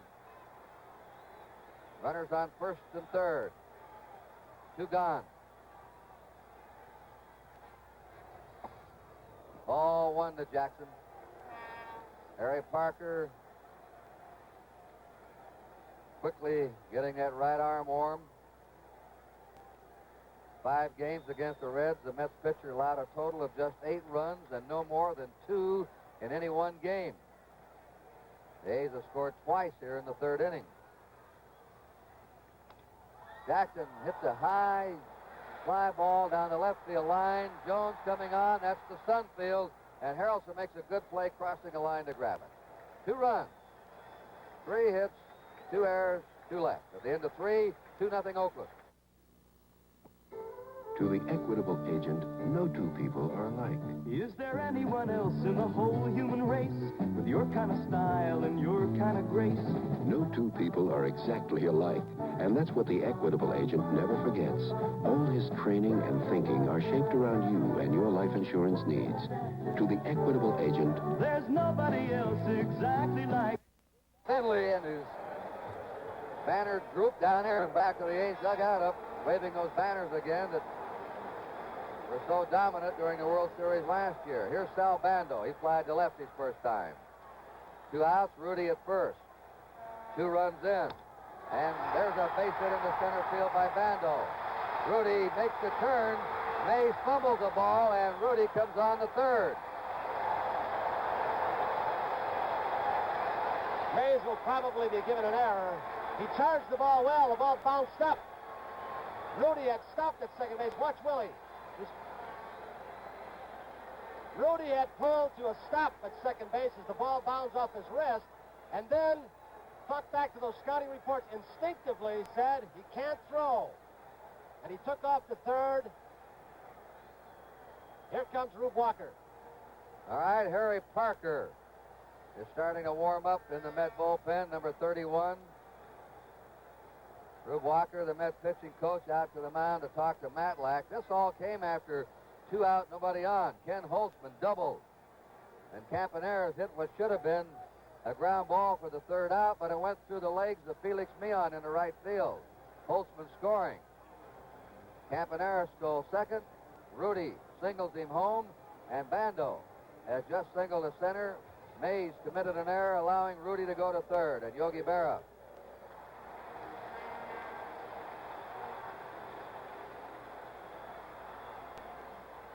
You're wondering about young Matlack now. Reggie Jackson grounded out his first time. Oakland leading 2-0.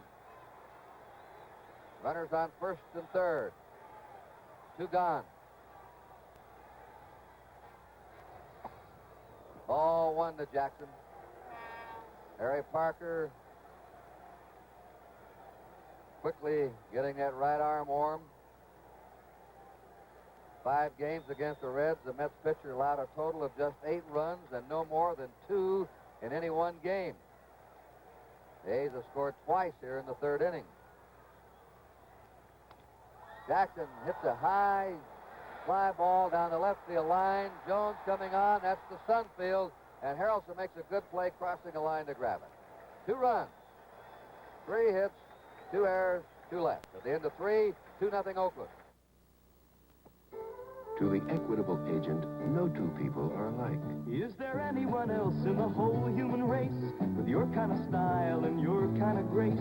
No 2 people are exactly alike, and that's what the equitable agent never forgets. All his training and thinking are shaped around you and your life insurance needs. To the equitable agent, There's nobody else exactly like you. Nobody else like you. Jim McMullen, Wethead. Jim McMullen, the dry look. Doug Higgins, Wethead. Hey, wait a minute. I'm not a wethead by choice. My hair is just naturally oily. Looks wet even when it isn't. No problem, Doug. For you, Gillette has a brand new kind of aerosol hair control. The dry look for oily hair. It's specially formulated to absorb excess oils, to leave oily hair looking clean, natural, and dry. Adjustable valve sprays as light as you like. Doug Higgins, the dry look. For oily hair.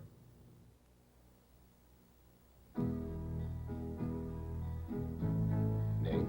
Jerry West. Occupation? Playing ball. Shape? Double edged. Once I learn something, I stay with it. Blade? Gillette. What else? Nearly half the guys in this country are double-edged men. Gillette's kind of men. From super stainless to longer-lasting Platinum Plus, Jerry West is just one of them. Gillette, we made the first blade, and we're still the first blade. We're going now to the 4th inning. Kurt Gowdy, Monty Moore, and Tony Kubek from Oakland. Willie Mays, Leon Jones, and John Milner. Willie Mays, 660 lifetime home runs. Henry Aaron, 713, both in this ballpark today. Mays singled in the 1st inning. Rusty Staub injured, not able to start today. Holtzman's outside for a ball. Ken Holtzman now, in postseason play in his last 12 innings, has allowed no runs and 2 hits. Mays sends a bounding ball to Bando. Right on target, there's 1 out.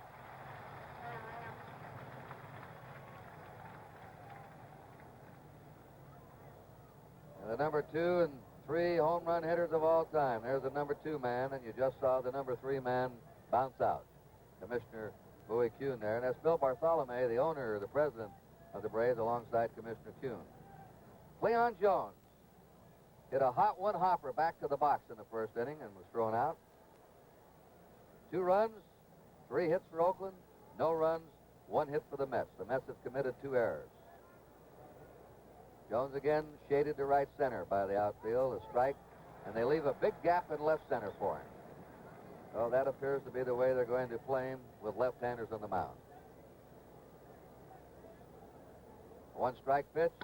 There's a drive hit deep into left center. That's that open gap up against the wall. It didn't matter. Jones comes into second with a ringing double, and that's base hit number 2 for the Mets.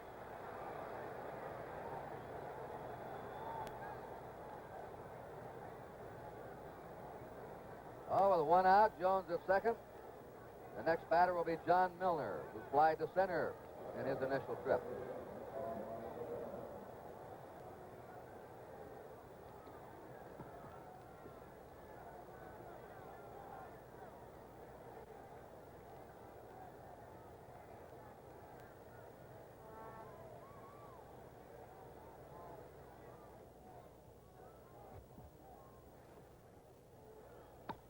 There's a base hit into center. It's charged by Jackson. Jones is waved on. Jackson's throw. They let the man go down to second. It goes to the backstop. Jackson tried to throw him out, didn't have a chance, didn't hit his cutoff man, and allowed Milner to get the second on the throw to the plate. And that's the tying run at this point. Jackson with an exceptionally strong throwing arm, violating a cardinal rule of defensive play for an outfielder, overthrowing that man in cutoff position. Now it's 2-1 Oakland. One out for the Mets with John Milner at second. Jerry Grody, the batter, grounded out his first time. Sal Bandos come over to have a chat with Ken Holtzman.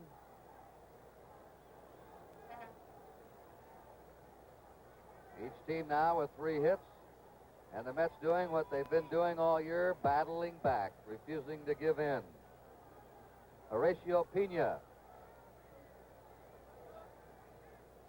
and Paul Lindblad are starting to warm up in the Oakland bullpen.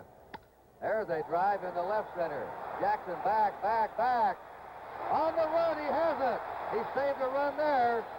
Reggie Jackson playing center field for the first time this year. Flagged that one down and saved a run. And Grody would have had a sure double at least.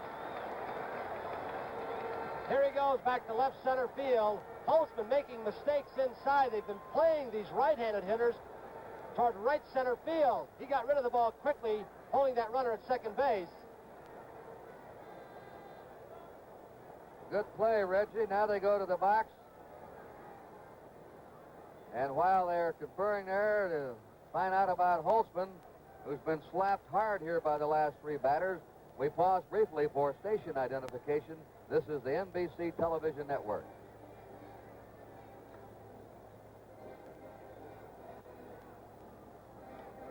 NBC hopes you're enjoying Game 1 of the World Series as you watch Pena, the right-hander, Lindblad, the left-hander, getting ready in the Oakland bullpen.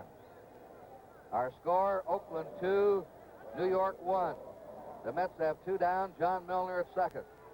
Don Hahn up, took a call third strike his first time. Milner, 28 with his back to and a lead at second. A ball. Jones doubled off the wall in left center. Milner drilled a single to center, and Grody lined out to Jackson on deck. Will be Bud Harrelson. 1 ball, no strikes to Don Hahn. Ball 2, 2-0.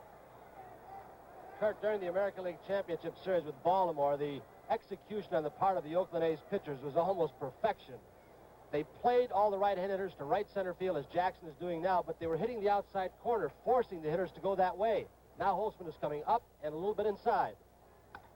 That one's down the right field line and no play. Jesus Alou going for it.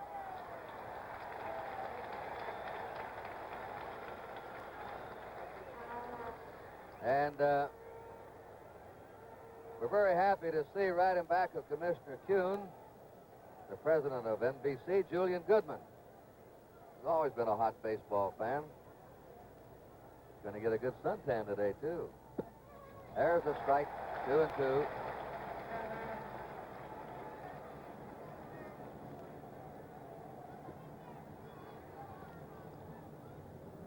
Two down. Milner at second. 2-2 to Don Hahn. The count is 3-2. Pena and Lindblad continue to warm up.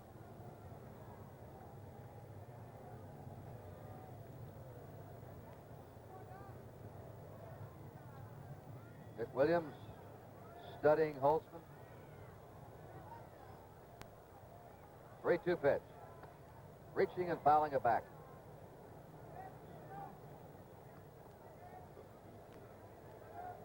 Three and 2 count.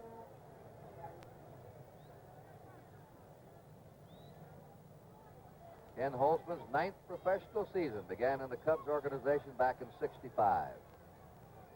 His 3-2 delivery is ball 4, and the Mets have runners on first and second, 2 out. The next batter is Bud Harrelson, who walked his first time. He's a switch hitter. A little bulldog at the plate. bulldog everywhere.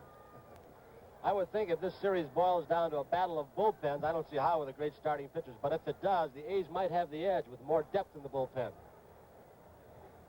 Milner at second. On at first, 2 out. It's a strike to Bud Harrelson. The A's leading 2-1. Top of the 4th inning. They're not holding, as you notice at first base. Tennis playing off the bag. There's a foul into the stands, and the count is strike 2 to Bud Harrelson. As Holtzman now just pouring that fastball in. And again, they're playing Harrelson fairly shallow and playing him to hit the right field. No balls, 2 strikes.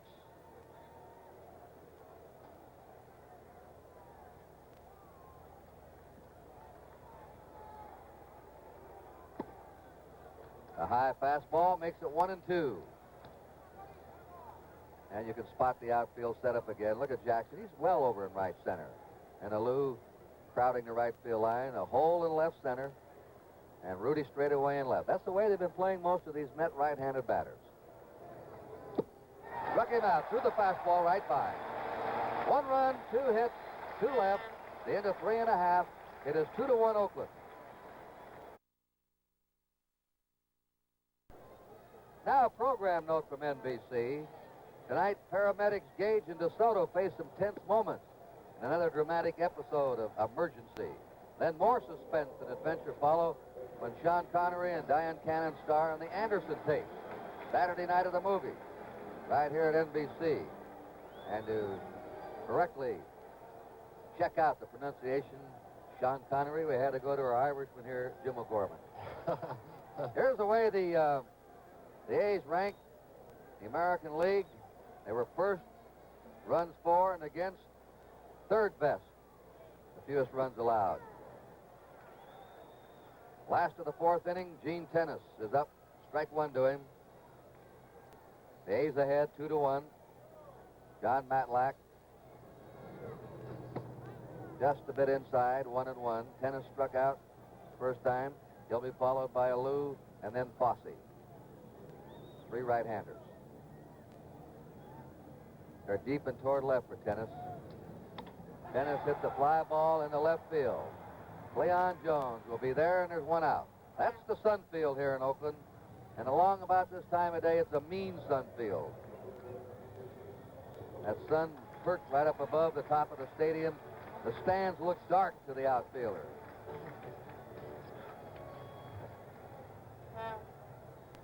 Jesus Alou popped up his first time.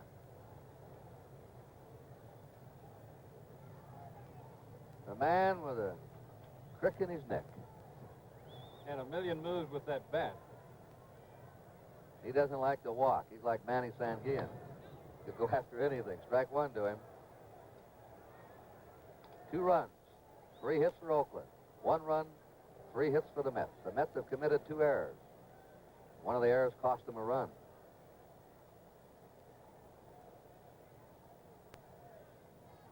Garrett in tight at third against Alou. 1 ball, 1 strike.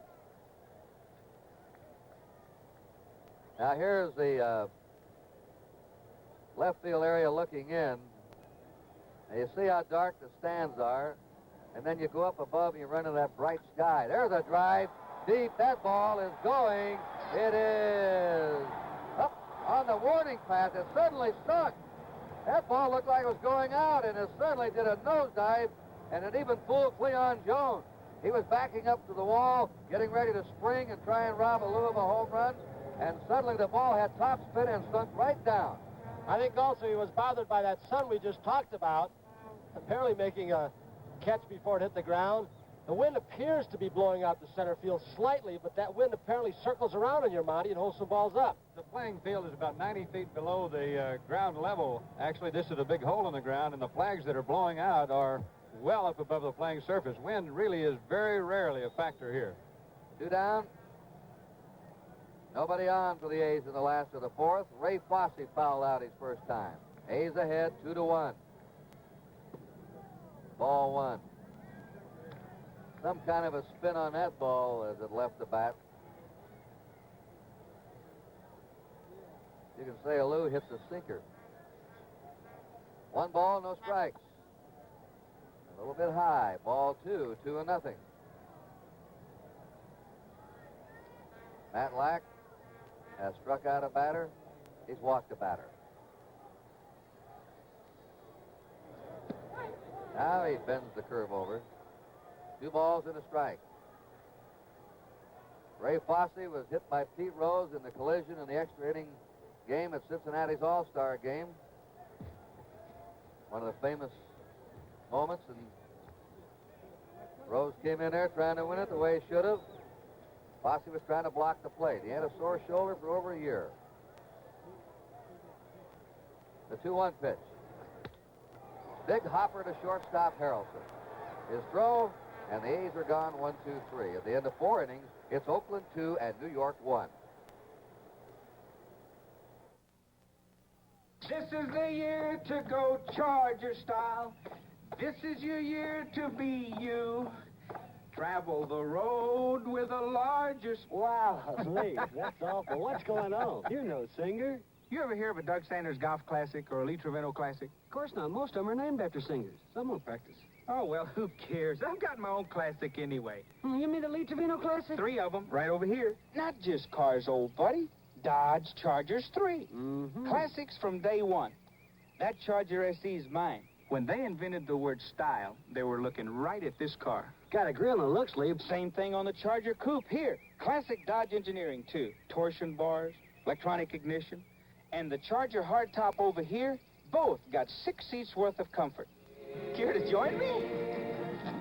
This is your year to go Charger style. This is your year to be you. Hi, I'm Johnny Bench. Of course I love to play baseball. That's why I chose the profession. Baseball is a healthy game full of fun and excitement. It also has its fringe benefits. A player doesn't last forever, and baseball has helped secure my future by giving me an opportunity to be involved in business ventures and to have my own syndicated television show. Baseball is a great career.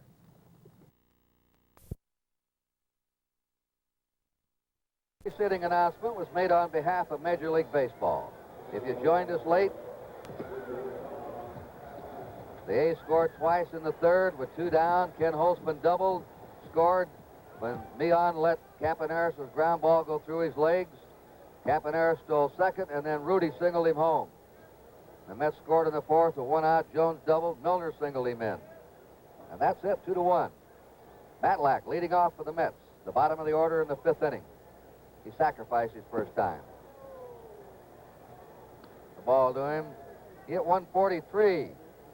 Lifetime average in the National League of the pitcher.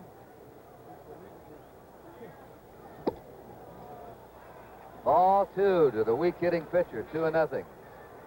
He does draw a lot of walks for a pitcher, though. He looks the ball over well.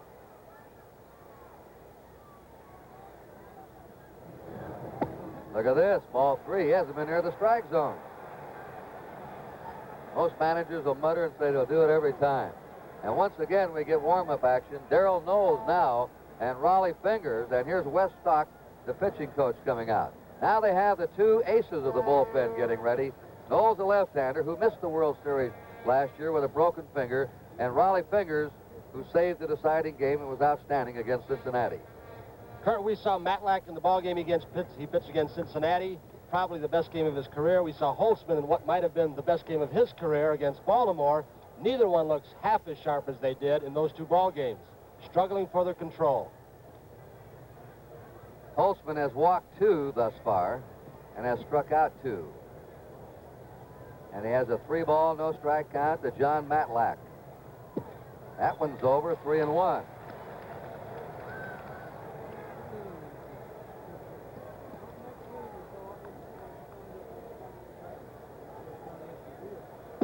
Three and 2.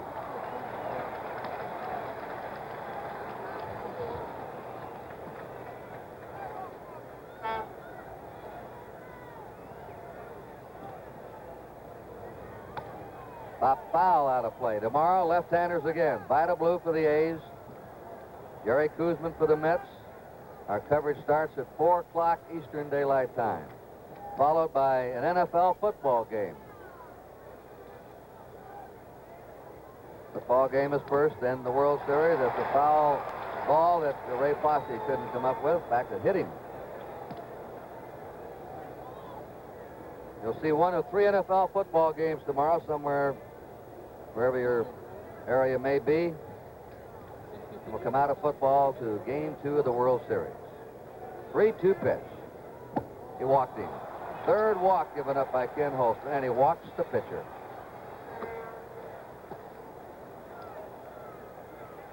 Well, he walked Harrelson, the number 8 hitter, in the third, and he walks the pitcher to start the 5th. Wayne Garrett at the top of the order has hit 2 foul pops so far.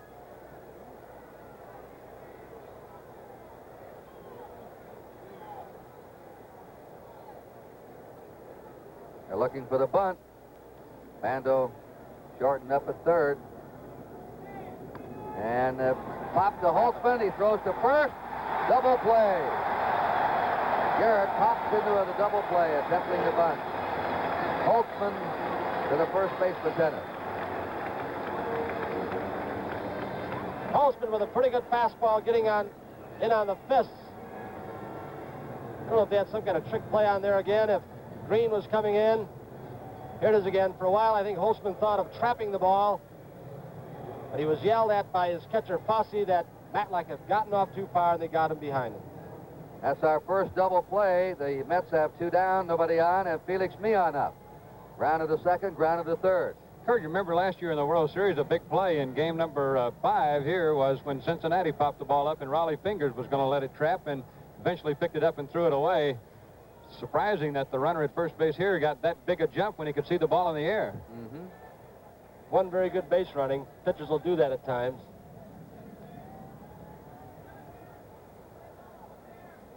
Millan. Again played fairly shallow and toward right. Oakland leading 2-1 in the 5th inning. 1-0. Holtzman is wild high. Having trouble bringing that fastball down. Again, 2-0 up there.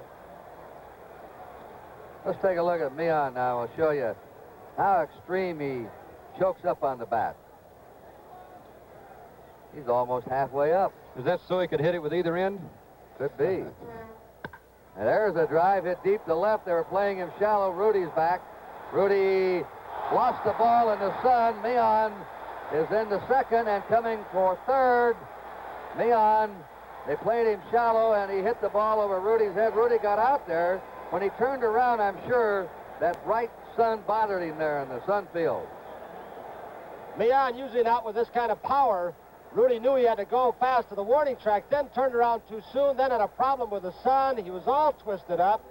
Jackson, who was playing in right center field, couldn't get over in time to back him up. Now the tying run at third base. You can say that Rudy had all kinds of problems on that play. A triple for Felix Millan. And Kurt, and I guess almost every area, we're not seeing as crisp a play as we did in the playoffs. Pitching, defense. Willie Mays up. Well, you were right, Monty. I think he hit it with the right into the bat that time, Millan. Mays takes ball 1. Mays singled to left and grounded to third. Millan's at third. He's the tying run for the New York Mets in the 5th inning with 2 out. Willie Mays' 23rd professional season. His 22nd National League season. A strike to him. 1-1. They say that the real good stuff overpowers him now. They can't get around on it. We'll see what he does with Holtzman. Time the veteran player reaches back and gets that 1 month, 1 week, or 1 day of glory again. Pitches high, ball 2. Once again, Holtzman's up high with that fastball.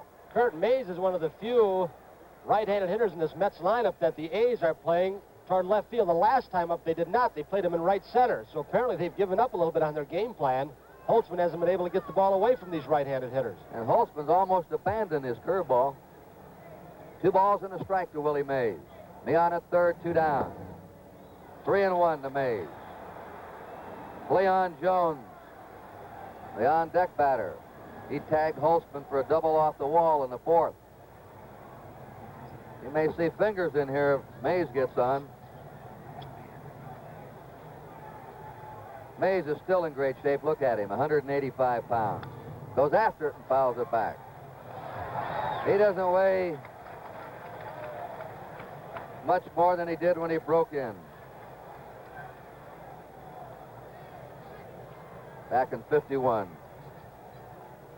First major league hit was a home run, I recall, off Warren Spahn. 3-2. Leon's at third. Mays hits a high fly ball to right fielder Jesus Salou. The sides retired. No runs for the Mets. One hit, no errors. They left one. We're halfway through, and it's Oakland 2, New York 1. Take me out to the paint sale. It's the World Series of paint sales, now at participating Lucite retailers. There are Grand Slam savings on DuPont Lucite wall paint and Lucite house paint. And just for dropping in, a special coupon that brings you a souvenir ball with the name of the series winner for just $1. So have a ball at the Lucite sale. It's a great paint sale.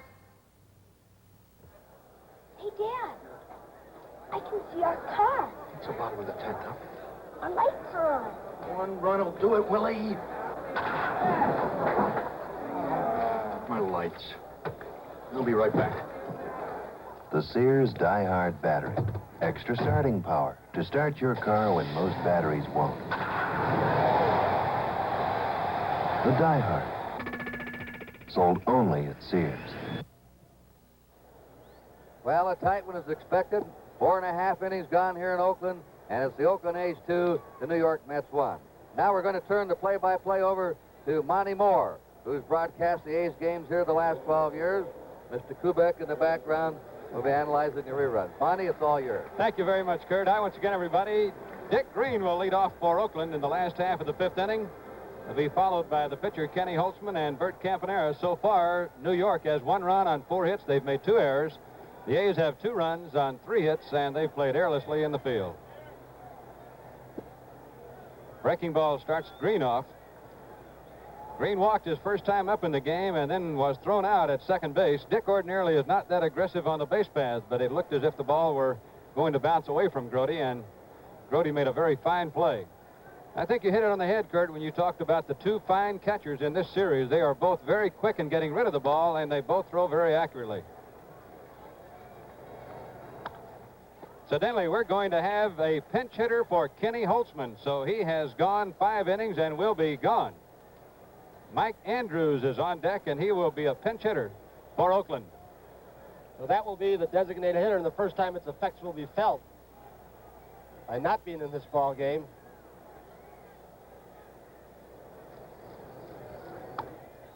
Green trying to go to right field.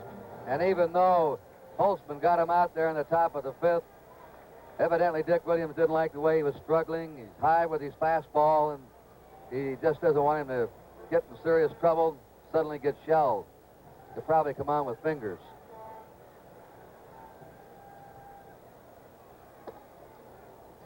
Two balls, 2 strikes.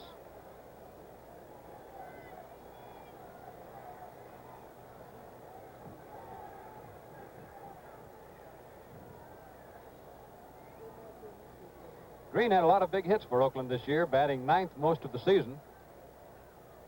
Drove in over 40 runs. Fought off the fastball. Before the game, Darren Johnson was telling us that one of the strengths of Matlack to him was the fact that he's able to throw not only hard, but to keep the hard stuff down low. He says he has very good control from the waist to the knees, and that was a good example pitch right then. Greeny threw the bat as he struck out on the curveball, and it went all the way off third base. The reason that is that Dick has a sore finger, and he throws the bat a lot when he's fooled on a pitch. Change speed's a pitch that's hard to see with the kind of background these hitters have with those white shirts. Green way out in front, and now they've called Andrews back, Monty. And it'll be Angel Manuel batting for Kenny Holtzman rather than Mike Andrews. And it is going to be Raleigh Fingers. He has just started to warm up again in the A's bullpen. He'll come in to pitch the 6th inning. I think one difference here, Dick Williams does this. He expected that Dick Green would get on. There's Raleigh. And Andrews is an excellent bunter. Angel Manuel is more likely, if he hits the ball, to drive it for distance. Manuel batted only .224 for Oakland this year, but he hit 3 home runs, and he played very, very little. Played almost none at all from July until the last 3 weeks, or 2 weeks when Billy North was injured. Monty, he's been saying he wants to be traded, doesn't he? Well, that's what I read in the papers. He had the center field job for Oakland last year, but lost it in a tight 4-way battle in spring training this year. He's a good young ball player. He came to Oakland in a trade with Pittsburgh for Mudcat Grant. Monty and Kurt, here's a decision that during the regular season of the American League and the championship season, Williams would not have had to made because of the designated hitter. 2 strikes on Manuel. Kenny Holtzman probably saying, what have I got to do? I got one of the hits that Oakland has today.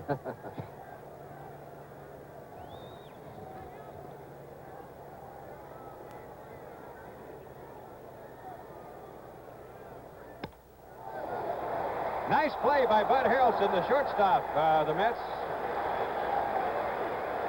Well, he's made one going to his left and one going to his right today. He has the range.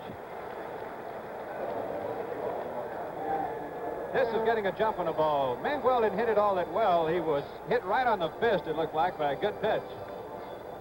And Harrelson got a good, quick break off of it because it was in on the batter. Harrelson playing the last 6 weeks of this season and through the playoffs the same as he did in 1969 with that great range.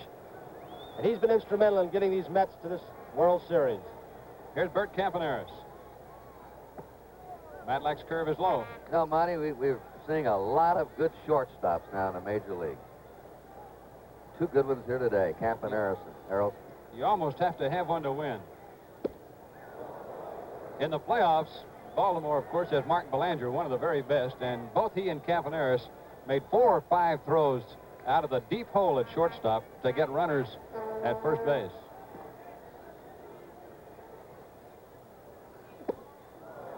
Matlack's gone to a curve, and it's a good one right now. He's had it down. It's a ball and 2 strikes on Campaneris. Campy has streaks of going to right field. But then he'll have streaks where he doesn't try to go to right for a week or 2, and he can hit the ball out of the park.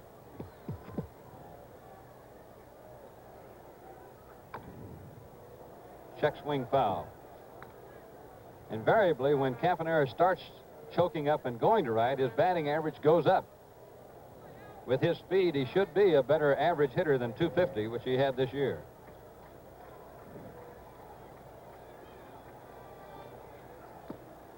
Tried to go to right with that one, but Matlack threw it by him. After 5 innings, the score 2-1, Oakland.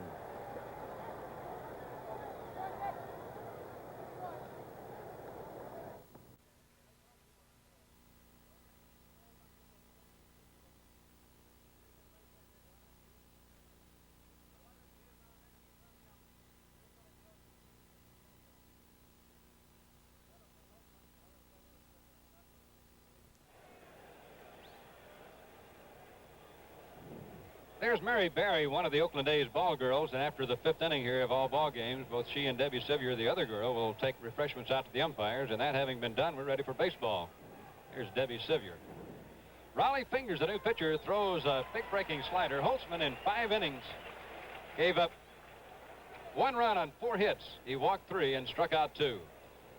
Raleigh Fingers, one of the top relief pitchers in baseball. This year won 7 and lost 8, but had 22 saves for the A's, with a very fine earned run average of 1.92, and he's facing Cleon Jones with a count 1-1. He's extremely rough on right-handers with a sidearm slider, sidearm sinking fastball. Ball 2. And the wax mustache, which became very famous in the World Series last year because he was in 6 games. And 6 of those 7 games were decided by 1 run. Ball's fouled off the right field side and into the seats. I got a kick. The Minnesota Vikings are here in town to play the 49ers tomorrow. And Chuck Foreman, the brilliant rookie running back, he's quite a baseball fan. And they asked him who he thought he'd win. He said, well, I have to root for the A's because I like all their mustaches. He said they started something new and they're colorful. And he especially brought up the name of Raleigh Fingers. First mustache on an athlete of prominence in this area was, of course, on Ben Davidson of the Oakland Raiders. But the A's had just about everybody wearing them. Fingers a little wild right now himself. He's 3-2 on Cleon Jones, who rifled a double to left center field in the 4th inning.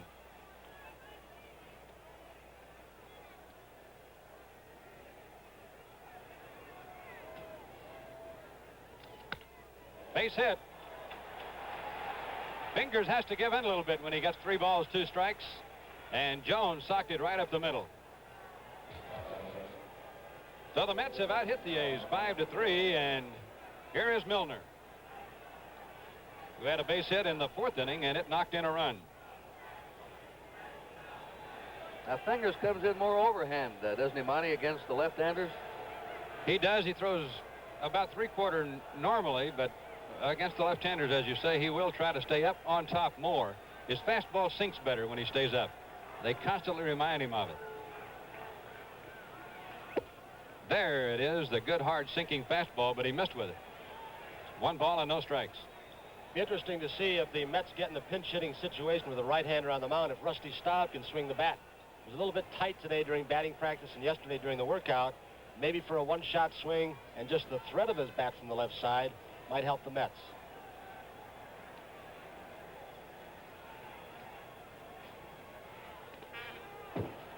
Fouled off. It's 1 ball, 1 strike.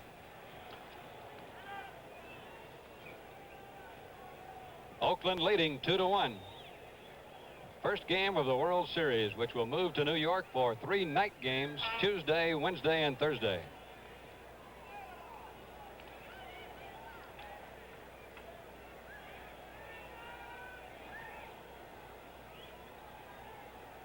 There's the breaking ball coming into the left-hand batter. The break on his slider is about as wide a break as by any right-hand pitcher in the league. Raleigh was born in Steubenville, Ohio, but grew up in Cucamonga, California. Ray Fosse calls for that one. He has only 1 play. That's to first. Jones goes to second on the full swinging bunt by Milner.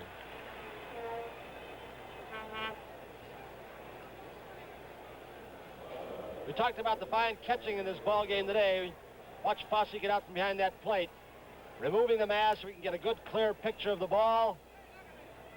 No chance for the play at second. Tony, he has a quick release, doesn't he?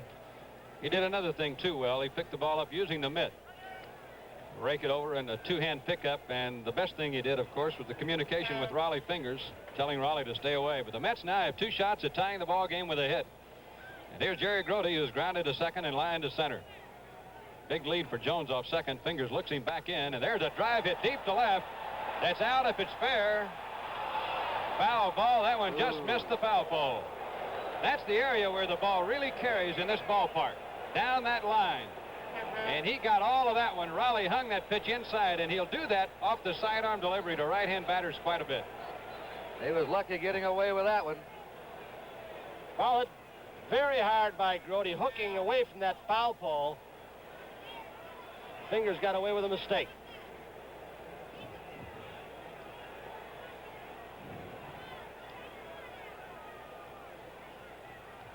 Grote has a very quick bat. He's hit 2 balls very hard here today.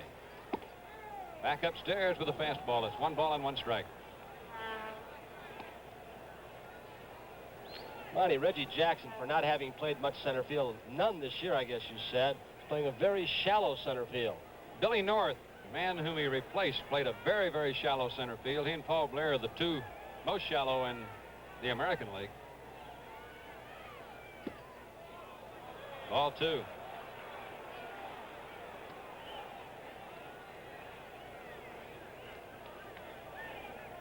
Raleigh Fingers. He started a few games this year, 1 or 2 games, 2 games.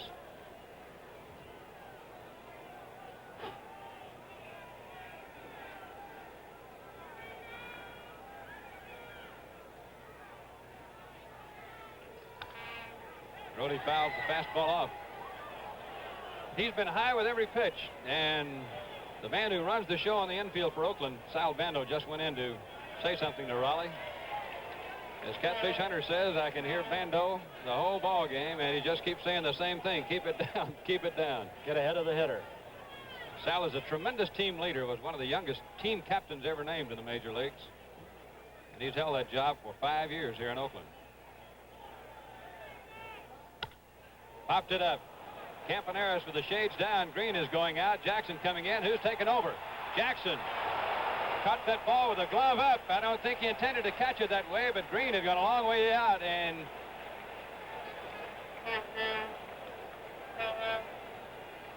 near collision.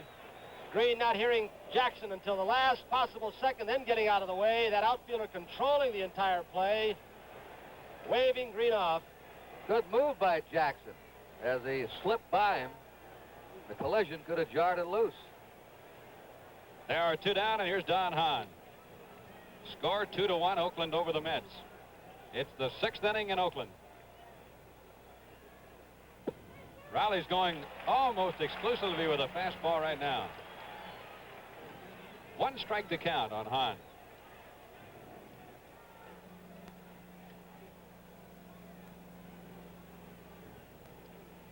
Jones at second base giving the thumbs up sign to Hahn.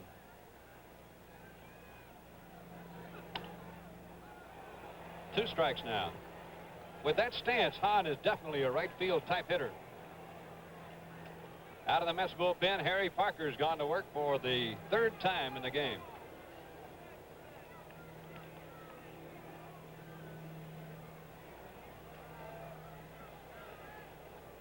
Fingers ahead of the batter. Fouled off. Tony, I think in the first game of a World Series, you really see, particularly with a man in scoring position, what the scouting reports say about the batters, because the pitcher is going to go right at the batter with the pitch that the scout says you can get him out on right now. No doubt about that. And, of course, what you mentioned a while ago, Bando yelling out to Fingers, get ahead of the hitter, and he is right now. Let's see if he wastes one. Fosse giving a low outside target again off the sidearm fastball. Swung on and missed. It gets away from Fosse. Hahn is going to make it to first base. Going to third on the play is Jones. Plate umpire says the man did not foul tip the ball. Well, we had just mentioned that Fosse was giving a low outside target. That pitch came high and inside, and Ray just couldn't get up there and corral it. He came from the side of crossfire. Hahn never saw the ball. I don't believe he was completely surprised.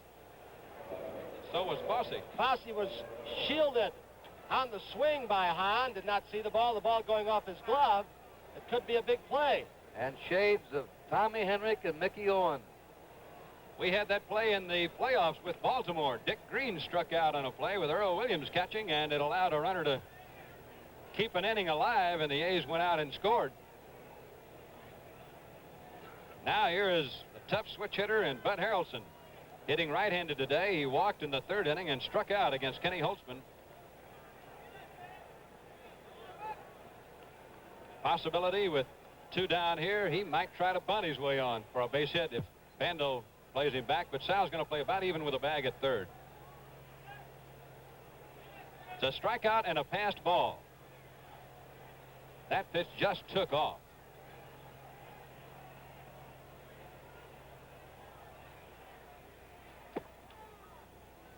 Ball 1.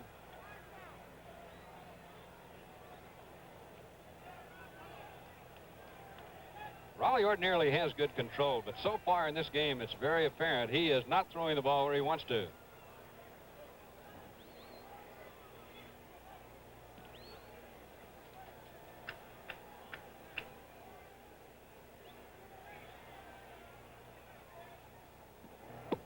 Fastball strike on the outside corner. The A's outfield has shifted just as strongly around to the left on Harrelson as they had been around to the right when he was batting right-handed. Joe Rudy very close to the foul line in shallow. Jackson in shallow center, and there's the hole between center and right. And Oakland has Darrell Knowles up in the bullpen throwing. Bullpen coach Vern Hochheit standing there to protect him. Good sinking fastball. Strike 2. It's interesting, Monty, that last year the Oakland club became the first team to go into a World Series with only 8 pitchers eligible since the Cardinals in 1944 against the Browns. And Oakland's into this series with just 8 men on their pitching staff. That's right. The designated hitter this year, that is the most Oakland has carried all year long.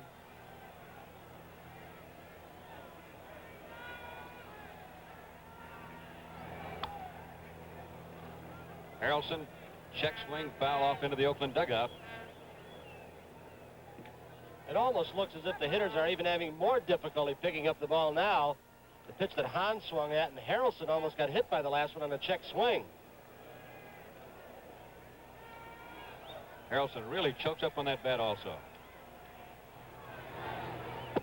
Struck him out with a blazer on the inside. No runs and a hit. 2 left on. The score in the middle of the 6th inning, Oakland 2, New York 1. Nobody wants to look at underarm stains, but they're a real problem. You use an antiperspirant and you still get stains. Stains that won't wash out. Well, now there's a new antiperspirant. The first anti-stain antiperspirant by Right Guard. A new powder so effective, it helps stop wetness and stains. See for yourself. New Right Guard Powder Dry Antiperspirant. It's the first anti-stain antiperspirant by Right Guard. Foamy, foamy, foamy, foamy, how we love you, how we love you. Good, thick, rich. Foamy, it's thick and rich as frosting on cake. It shaves you close, smooth, shaves you close and smooth and even foamy. You're the greatest shave I ever. Good, thick, rich. Foamy, as soft a shave as you'll ever get. Comes with Foamy by Gillette. We've talked many times during this telecast about the poor background for the hitters in this ballpark today. Let's listen to the words of Joe Rudy and what that background looks like. Tony, it really is, because the background they have here isn't wide enough, and they took the tarps down they normally have over the seats, and people are going to be sitting there in the light shirts, and a left-handed pitcher is tough for right-handed and vice versa. Here is Joe Rudy starting the 6th inning. He has hit 2 line drives today, one caught by the shortstop, and the other into right field for a base hit that knocked in the go-ahead run. See where Darrell Knowles predicted yesterday that Rudy would be the star of the World Series. You know, last year was funny, Kurt. Before the World Series, Gene Tennis had only 1 hit in 17 at-bats in the playoffs. Slow curveball gets Rudy swinging. And Darrell Knowles predicted to the press after the final game in Detroit, the man is going to have a great World Series is Gene Tennis. And he did. So all the players and the press put it on him again this year. All right, make a prediction. So he picked Joe Rudy. They've changed the pitching pattern on him this time up. They're throwing him off-speed pitches now. They've been throwing smoke to him. Matlack is relying more on his curveball and his fastball. He's showing him the fastball and then using his curve in the strike zone. There it is. Rudy bunts the ball, and it hits him in the foot, and the plate umpire calls him out. Dick Williams is going to argue about this. He doesn't think Rudy was out of the batter's box. Plate umpire Marty Springstead challenged by Rudy and Williams. They don't think they were out of the batter's box when the ball hit him, and Springstead didn't ask for any help. He called it right now. And I think that's what Dick Williams is arguing. Also, Joe Rudy, why don't you appeal, or we want to appeal the play and have Augie Donatelli in a conference with you. But he called it all on his own. Apparently Rudy out of the batter's box.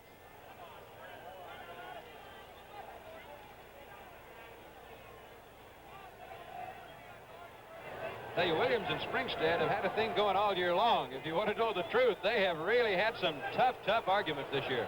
Catcher will get the put out on this. Right. 1 out, 6th inning, and that brings up Sal Bando. There was no question about the ball hitting Joe Rudy. The question was whether or not it hit him while he was in the batter's box.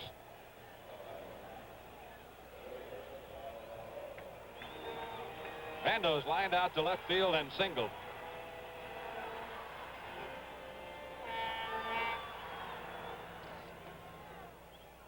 This is the man who had the comeback year for Oakland. Vida Blue did in the pitching staff from winning only 6 last year to 20 this year. Bando had a low season last year in average, about 234. This year, he hit over 280, right at 290. Knocked in 98 runs, hit 29 home runs. It was a tremendous comeback year for Sal Bando.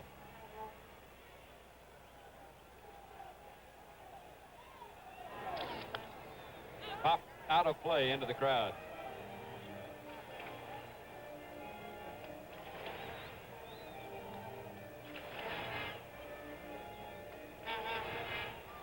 We don't have many banners here, Monty, but those we do are for Willie Mays than they are for the hometown Oakland ball club. Mets fans are famous for banners.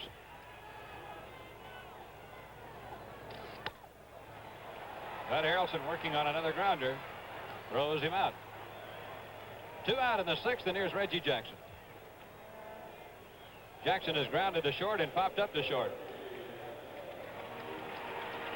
I tell you, for a guy who missed a couple of weeks or so, at the end of a season, it's kind of tough to get out of a slump when you see the pitching of Baltimore and New York Mets.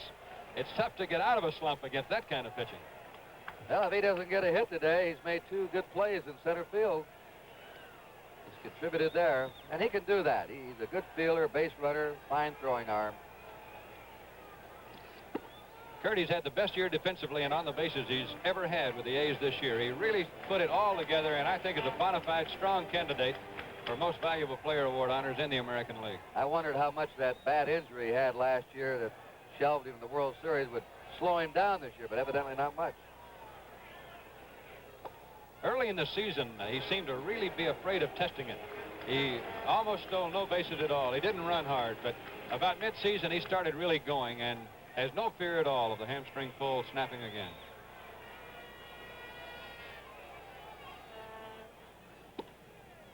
Monty, we look down, we see Tug McGraw starting to warm up now. So both these managers, Yogi Berra of the Mets and Dick Williams of the A's, have gone to their aces.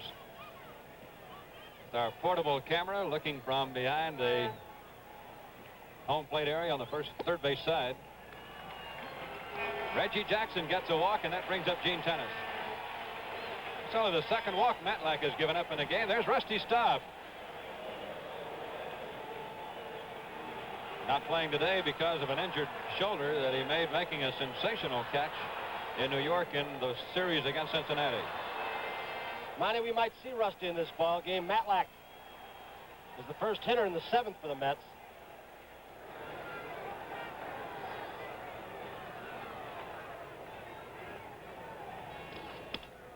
He really hit Tennis on the fist with that one. Millan throws him out, and that's all for Oakland. After 6 innings of play here at the Coliseum in Oakland, it is the A's 2 and the Mets 1. The bull, symbol of strength and confidence. Today, signature of a company, Merrill Lynch. Total assets, $3.6 billion. Net worth, $449 million.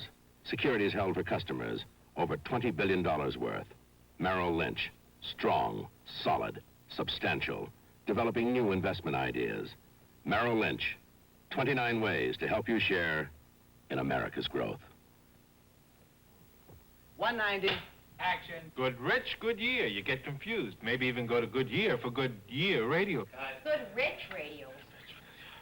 197. Good rich, good. 221. Good rich, good year. You get confused. Maybe even go to good year zone. No. Good rich. 225. Action. Good rich, good year. You get confused. Maybe even go to good year for good rich radials. Printed. You guys ever think of changing your name? If you want Goodrich, you'll just have to remember Goodrich. Game 2 of the World Series here tomorrow. Then we'll switch to New York.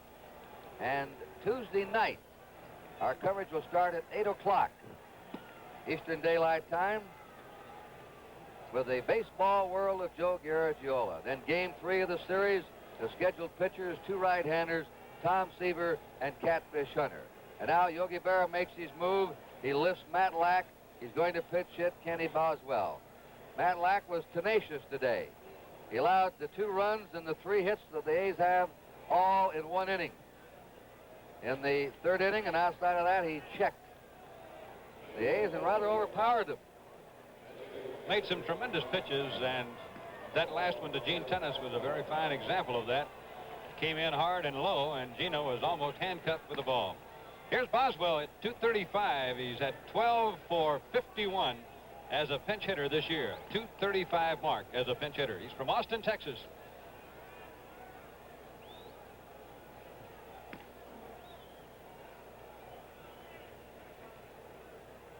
Against Raleigh Fingers. 0-1. Baseball has, the last 2 years in the playoff system, had both the National and American League playoffs go the full 5 games. Last year, the World Series, the full 7. Fingers misses, ball 2. And unless Fingers falters this inning, we'll have the 2 aces of the bullpens going against each other. Tug McGraw is going to come on and pitch in the last of the 7th for the Mets. Fingers came on a little earlier today than you look for short inning relievers to come on, but he's had some fairly long relief jobs this year. He's gone to ball 3 on the leadoff man.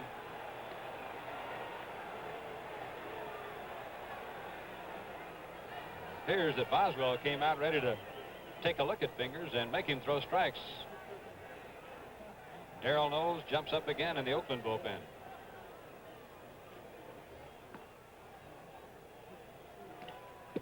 Strike. Horacio Pena also joins Knowles.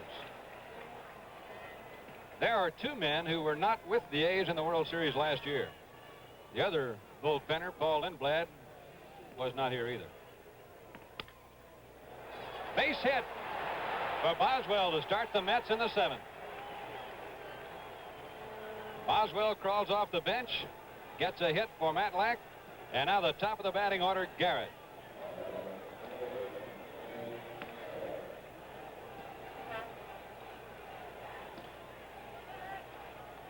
Ray Fosse looking over to the A's dugout area. A lot of times Ray has a signal with Dick Williams to tell Dick whether or not a pitcher still has his stuff. Garrett bunted into a double play in the 5th inning. He's 0 for 3 today. Line drive to Green on one hop. That should be a double play to Green, to Campaneris, and then to Tennis. They got them both. Boy, Garrett hit that ball hard.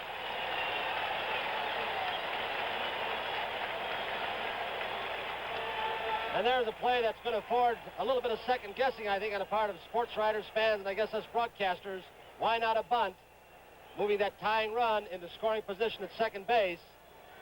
Green can really pick him, can't he, Monty? He's a good second baseman. That was not an easy play there. It was hard hit and right at him. It's the short hop, and he fields that ball cleanly about as well as anybody around.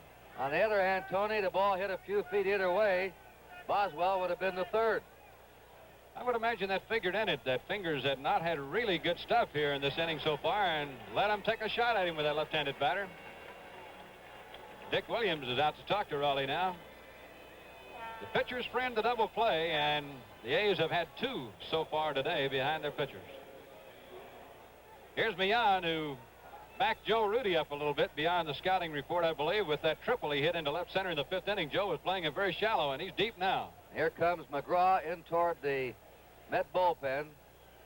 He'll come in to pitch the last of the 7th.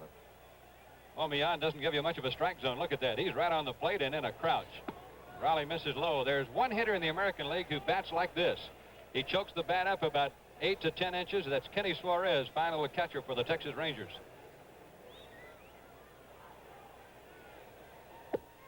Strike call. We asked Kenny one day this year, why don't you just get a shorter bat if you want to just use the end of it? Millan's hands and bat handle are actually in the strike zone.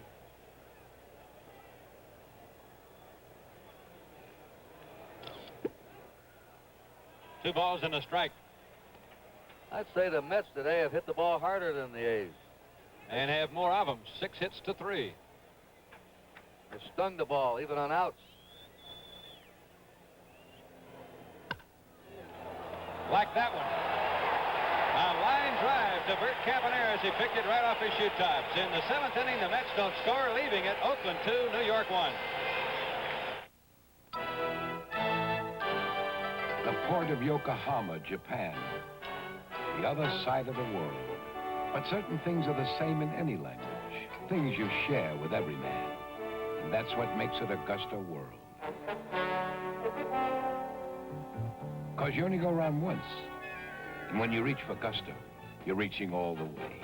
Even in your beer, Schlitz.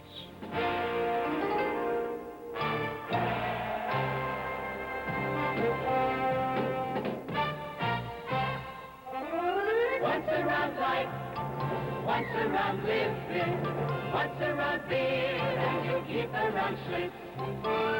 Come around, take the best that life's giving. Come around, taste the gusto of Schlitz.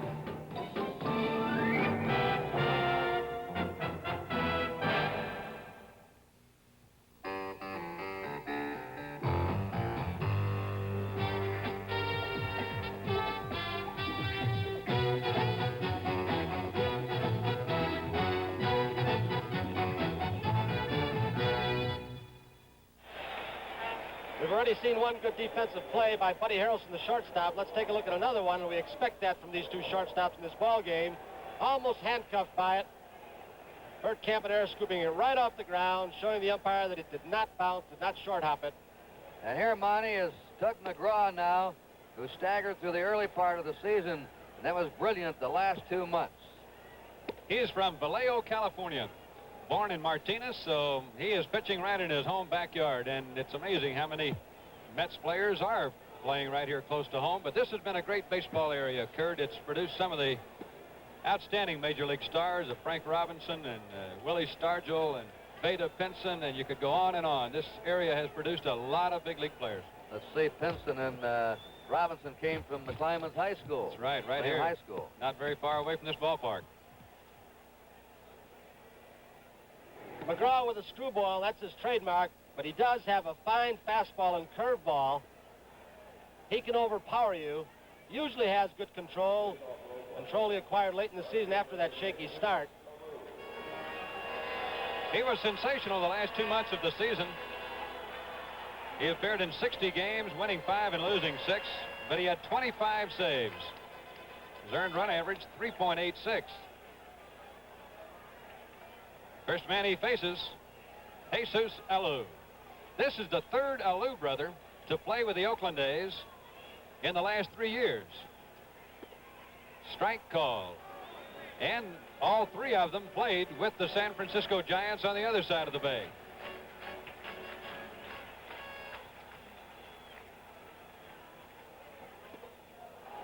No balls, 2 strikes. Good fastball by McGraw. A lot of people ask you to compare the 3 Alou brothers, Felipe, Matty, and Jesus, and I think they're all 3 different types of players. Hit him right on the fist. Watch Harrelson at work. Got him. Good play on the run. He makes difficult plays look easy. He gets a good jump. He's actually moving before the pitch. He has such good instinct and is leaning with a pitch. He got the big hop. Watch him get rid of the ball with an accurate throw. One of the tops in baseball. Threw off the right foot, but it makes no difference with that kind of momentum going towards first base. Here's Ray Fosse, the A's catcher. Had 1 hit in the playoffs, but it was a big one, a 2-run double off Jim Palmer. Tried to bunt his way on. Strike 1. Score 2-1, last half of the 7th inning on a brilliant sunshiny day in the Bay Area.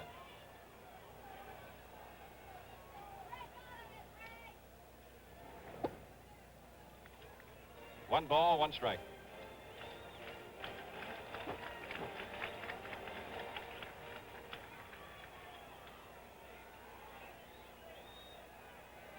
Screwball, and it came back and hit the inside corner.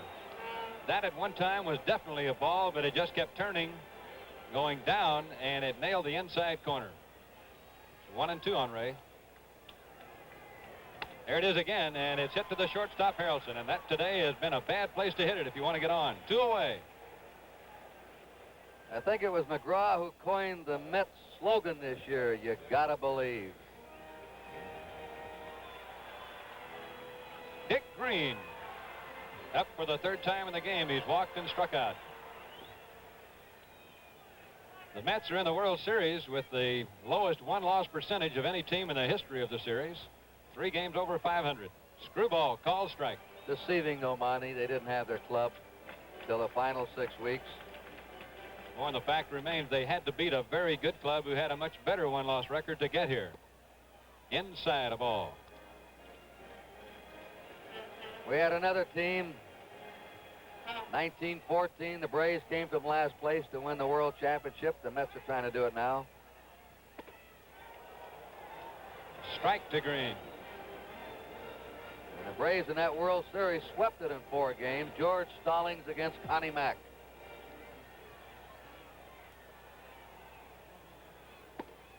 McGraw throwing heat up there, and with that screwball, which is an off-speed pitch, followed by the fastball or preceded by it, you can see how the batters have a hard time getting on McGraw. Back to the screwball, and Green pops it off first base. right in front of the Mets dugout on the warning track. You can see how far the runners have to go to try to catch a foul pop here. First baseman Milner ran a long ways that time. The distance. 4 years have made a lot of difference for McGraw. He was with the Mets in '69, but didn't pitch in the series.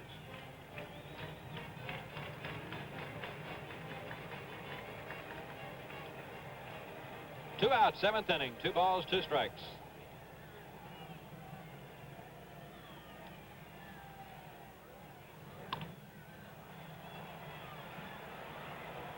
Harrelson to Milner, and 3 times in a row that combination worked for the Mets here in the 7th. The score after 7 innings in Oakland is the A's 2, the Mets 1. Your plane is leaving in 15 minutes. You're returning your rent-a-car. You need a copy of the rental agreement for your expense report. You're tense. Now what? Relax. Once you use the Wizard of Avis, no one is equipped to have your rental agreement printed out and back to you faster. The Wizard of Avis, so you can be on your way faster. Get a Wizard number. It's free.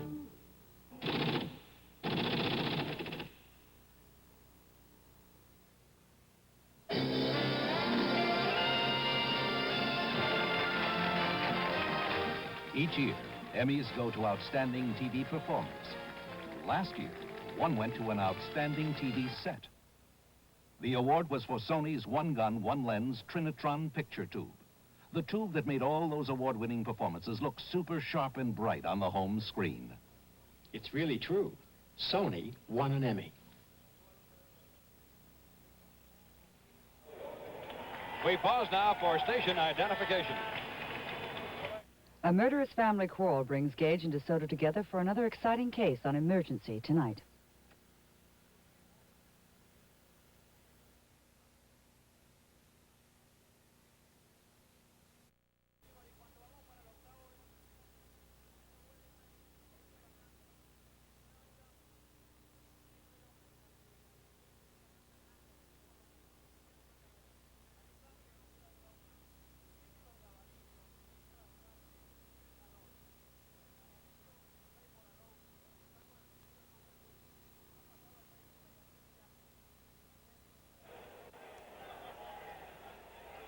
In the dugouts, Yogi Berra on the left, Dick Williams on the right. It's tense here in Oakland.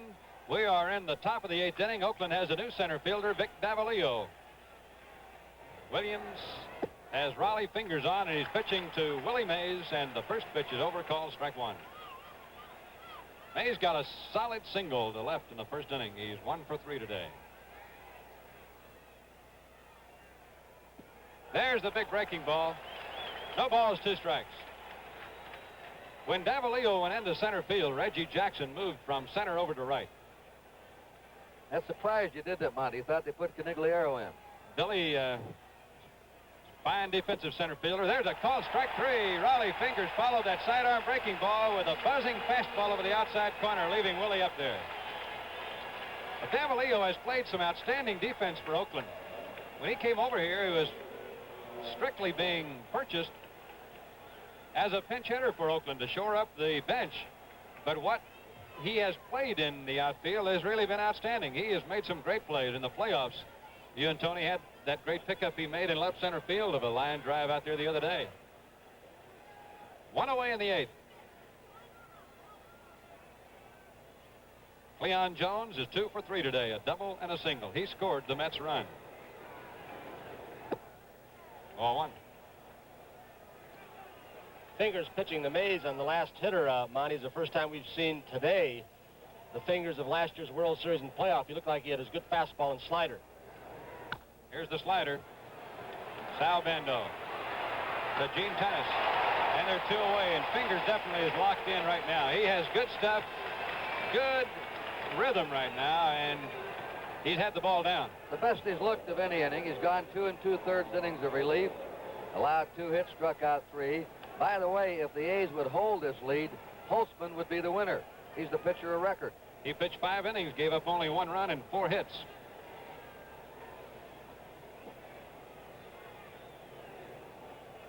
Milner is one of the few Mets who can hit the ball out of the park. Fingers has really got to work on him. Strike call. good fastball thrown right over the top, and when he throws it like that, it sinks down and away from the left-hand batter.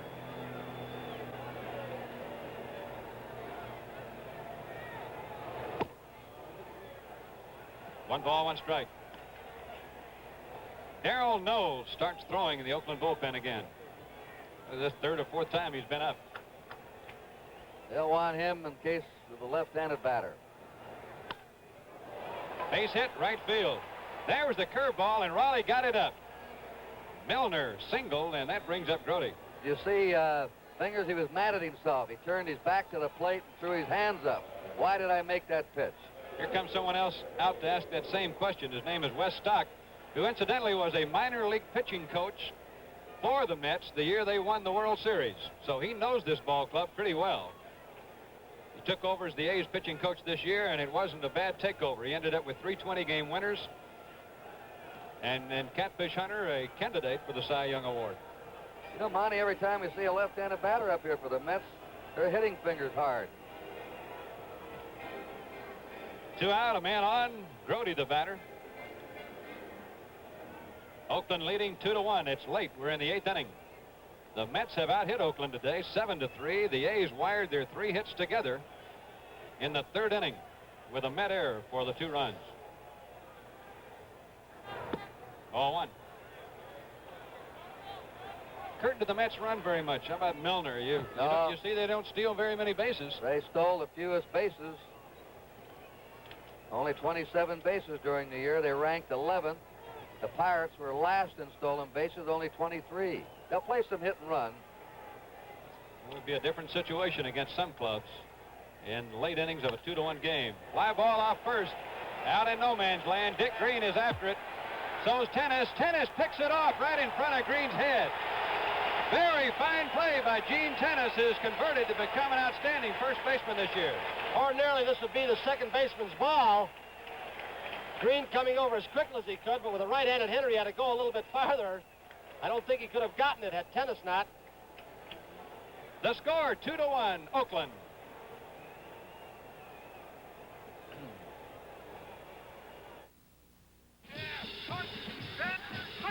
If your son asks, could you tell him the best way to counter the maximum blitz? Could you tell him the odds of recovering an onside kick? Do you know what constitutes illegal use of hands? It's all here in the 1973 NFL playbook. 72 pages, fully illustrated on offense, defense, special teams, strategy, and rules. Look for this display at participating restaurants that honor the American Express card. When Old Man Winter throws his Sunday punch, you can bet corrosion is out to get your car's cooling system, too. The answer, Prestone 2, Winter Summer Protection. Only Prestone 2 has a patented silicone silicate formula. The Prestone inhibitor system shields and preserves metal against rust and corrosion. Protect against freeze-up, boil-over, and corrosion with Prestone 2. If you can't trust Prestone, who can you trust?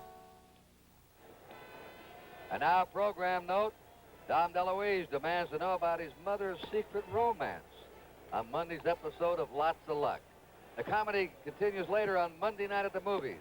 And Brian Keith and Doris Day star in the hit movie comedy With 6 You Get Egg Roll, right here on NBC. There's 5 with Egg Roll, and here we are now in the last of the 8th inning. We're waiting to see if Raleigh Fingers is going to come out and bat. He's scheduled to lead off in the last of the 8th, and defense right now is the difference in this game. Felix Mion, who made only 9 errors all year, let one go through his legs that led to 2 unearned runs for the A's in the 3rd inning, and those 2 unearned runs have been it. The A's leading 2-1, and Fingers gets a hand from the hometown Oakland fans. Curtis, at one time in his career, has hit one out of a ballpark. He had a home run down in Texas last year. This will be the 2nd time he has hit this year. And McGraw starts him off with that screwball. Strike 1. McGraw's looked very sharp. Mets in the top of the 9th will have the bottom of their batting order up. That's a ball, 1-1. You talked about Bud Harrelson being busy. He's had 9 chances today, 4 putouts, 5 assists, and the World Series record is 13 in a 9-inning game. Raleigh had a pretty good cut right then. 1 ball, 2 strikes. And you go back to 1917 to George Weaver of the White Sox, who had 13 chances. Harrelson's had 9 today. And handled them perfectly. Back to the Hummer, and he missed outside with it. It's 2 balls, 2 strikes. The Mets have 1 run, 7 hits. The A's 2 runs, 3 hits.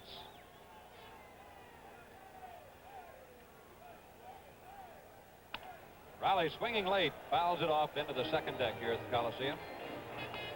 Monty, the Mets, aren't supposed to be much of a hitting ball club, but they outscored Cincinnati 28 runs to 7 in those 5 playoff games. They've out-hit the A's today. Screwball, and did he have Raleigh fooled or not? Way out on the front foot. Fingers strikes out. There's 1 away.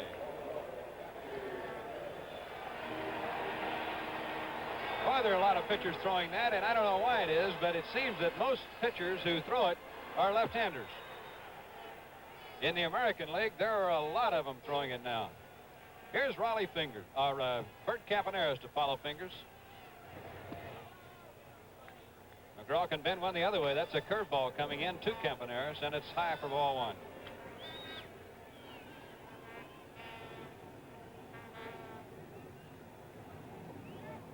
Screwball, and we talk about the screwball all the time. You just rotate the wrist the opposite way, and a left-handed pitcher throwing to a right-handed batter, the ball will come in and break away, down and away. The curveball breaks into the right-hander. And it's the change of speed on the pitch that makes it effective about as much as how it breaks. It really doesn't usually break all that much, anything like a curveball, but it's the change of speed, too. Campy bunts to the first baseman. Too close to the line. He tries to slide under him. And the first base umpire and the home base umpire are saying who's going to call it. Nobody's called it yet. Campy apparently got under the tag and made it to first base. Yogi Berra's out to argue about it. Marty Springstead, the plate umpire. Augie Donatelli, the first base umpire. Campanera slid under the tag, it looked like. And the question was, did he go out of the base running path, or did he stay in it? Well, that's a typical Bert Campaneris play. He was beaten badly, 30 feet from the bag, and just slid right under the first baseman. Here are a couple of different angles on this. Now, there's Milner. He's still in the 3-foot lane, and Milner appeared to miss him as he shot right by him. Watch him go by him. As he just accelerates there, the slide is under, and Milner missed him, trying to tag him on the back. That's the angle that you see and we see, that he appeared to miss him, and Campaneris is safe at first. Here's another angle now. As Milner reached for him and came down, he definitely missed him. Fantastic play by Campaneris, and as it turns out, some real heads-up umpiring.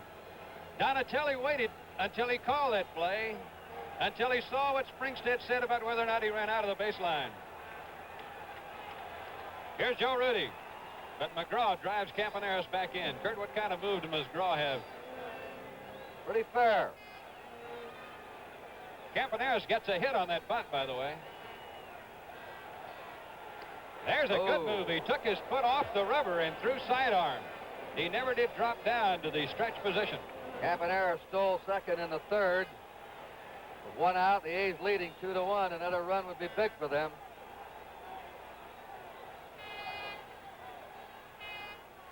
He faked the throw, but didn't throw, and it was not a balk because he had his foot off the rubber. So Campy's seen both of McGraw's moves now.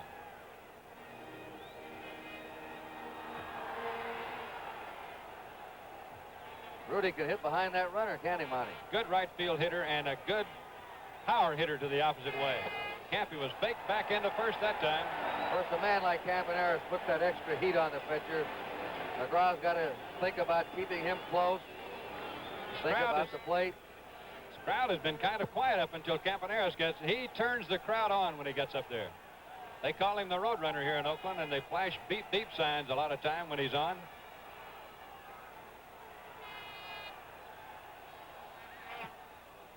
Rudy got a fastball then, and that's one reason Rudy likes batting second.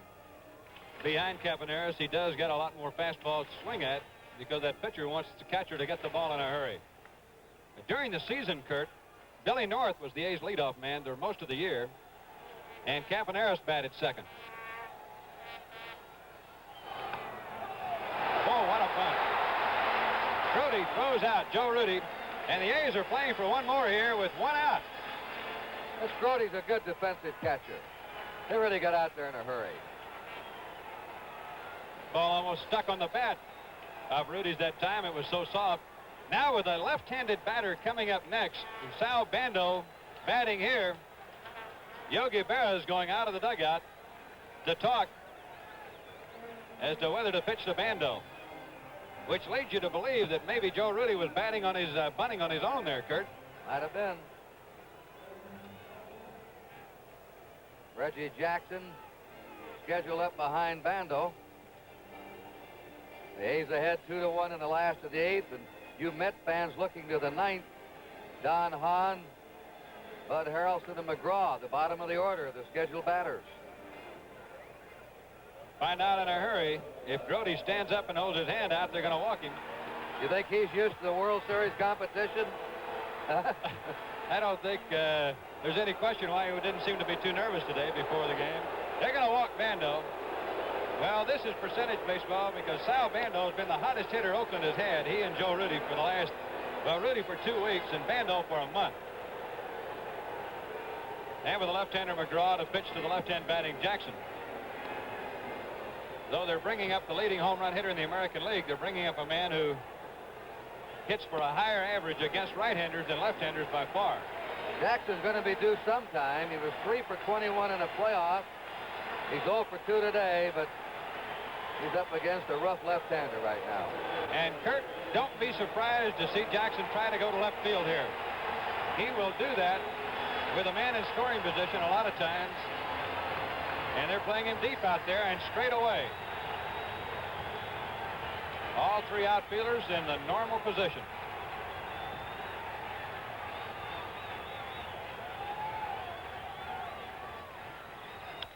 Ground ball right at the second baseman. The percentage play work beyond throws Jackson out as he did try to pull the ball. And after 8 innings of play in Oakland, the score is the A's 2, the Mets 1. Sears is announcing the Great American Paint Sale.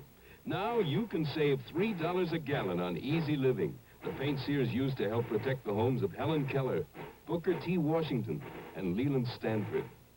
Easy Living, Sears' best and first flat finish latex that cleans like enamel. Regularly $10, on sale now only $6.99. A $3 savings for great American homes like yours. When the Dutch Master's tobacco buyer comes to Colombia, South America, he visits tobacco dealers like me, Lorenzo Hernandez, and he buys the top grades of tobacco we have to sell. Dutch Masters also buys the best grades of tobacco from Brazil, Puerto Rico, and Santo Domingo, as well as Colombia. Since Dutch Masters buys the best tobacco, they must make a very good cigar.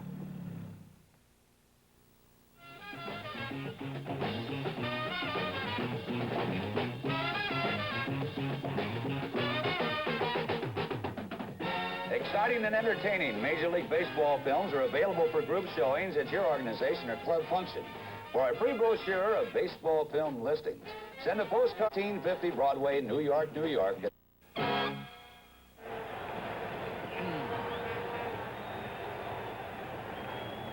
The preceding announcement was made on behalf of Major League Baseball. Pinch hitter now for the Mets. In the top of the 9th inning, Ed Kranepool, who had an outstanding playoff series for the Mets.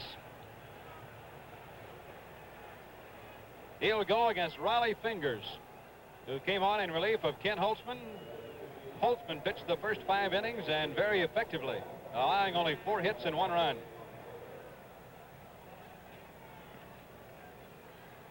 Out in the Oakland bullpen, the backup crew of Darrell Knowles and Horacio Pena.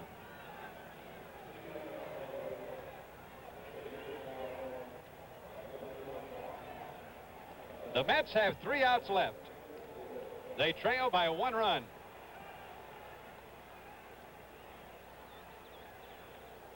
Kranepool played in 100 games for the Mets this year. Had 1 home run, had a .239 batting average.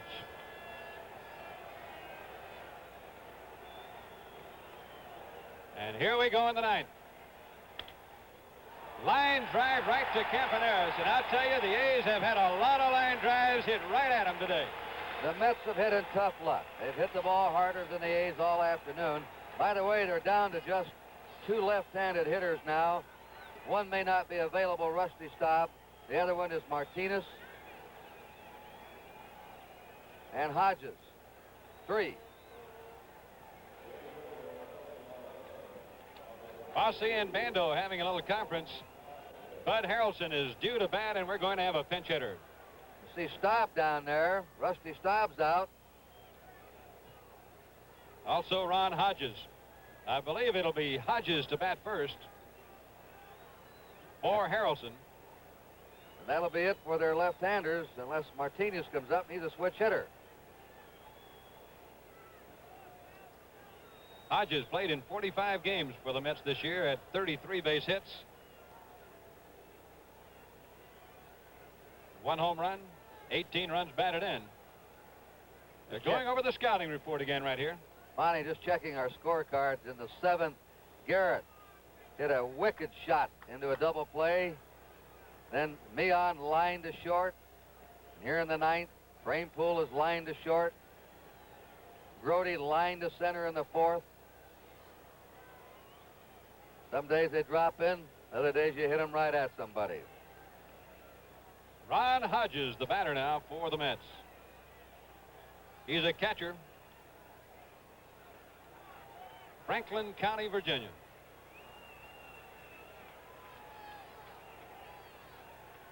Fingers starts him off with a fastball inside and low. 1 ball, no strikes. The Mets are going to have one last shot at it with their number 1 man, Rusty Staub, who's left on deck. Ball 2. And depending on what Raleigh Fingers can do with Hodges, might depend upon what Rusty Staub does.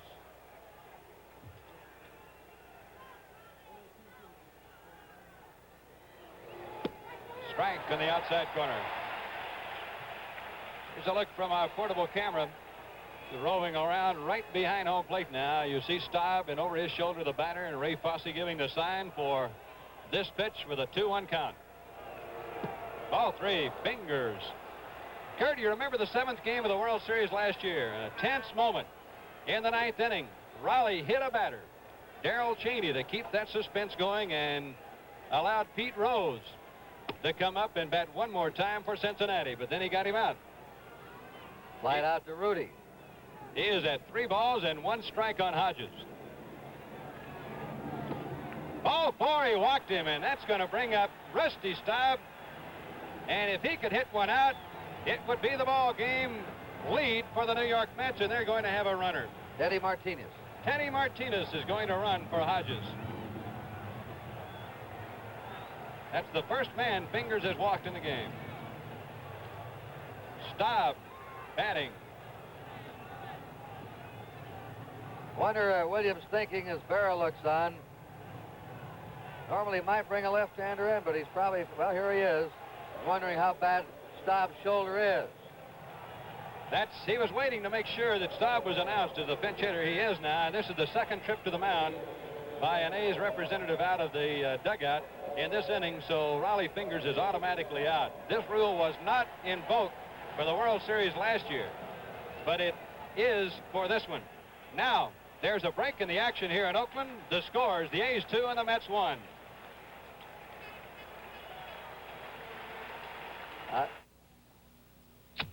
Want thousands of surefire lights? Get Cricket, the disposable butane lighter by Gillette. It's reliable and it lasts for months. Cricket, Gillette makes it work. I got a date, and I can't find my razor. Cool it. I'll give you my track 2 razor. 2 blades? Does it really work? Where you been? It's fabulous. What's so fabulous? It's simple. As the first blade shaves the whisker, it lifts it out. So the second blade can shave it again, closer. And both blades are recessed, so it's safer. I can't believe it. It's clean, and it hardly feels like I shaved. This Track 2 is some piece of work. I mean, like, this really is a razor. The Gillette Track 2 shaving system. It's the closest thing to a perfect shave. Goodbye, whiskers. Hello, girls. Oh, no. You saw Dick Williams move to the home plate umpire. Was he announced? Is he in the game stop? Yes. He's brought in Darrell Knowles, and now Yogi Berra removes Staub and is going to go with a right-handed pinch hitter, Jim Beecham. Darrell Knowles has never pitched in a World Series game. Last year, right before the American League Championship Playoff Series, Darrell, while batting, hit a ball to left field, and as he watched it fall into left field, he started running to first base and fell down and broke his thumb on his pitching hand. The score here is the A's 2 and the Mets 1. Jim Beecham is the batter, and the attendance here today, 46,021. Beecham on the season hitting .279 for the Mets. As a pinch hitter, 9 hits and 34 at-bats. He's from Grove, Oklahoma. Darrell Knowles, in this situation, might have been brought in to hold Martinez close as well as to pitch. Strike call.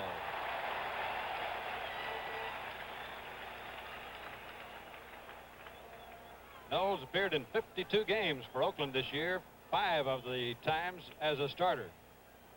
Won 6, lost 8, had 9 saves. 1 ball, 1 strike. Knowles doesn't throw a screwball as such, but he throws a turned-over fastball. He throws it hard, and that's his double play pitch to right-handed batters. From behind first base, you can see what it looks like to see Darrell Knowles. There's his pickoff move, which is one of the best in the American League.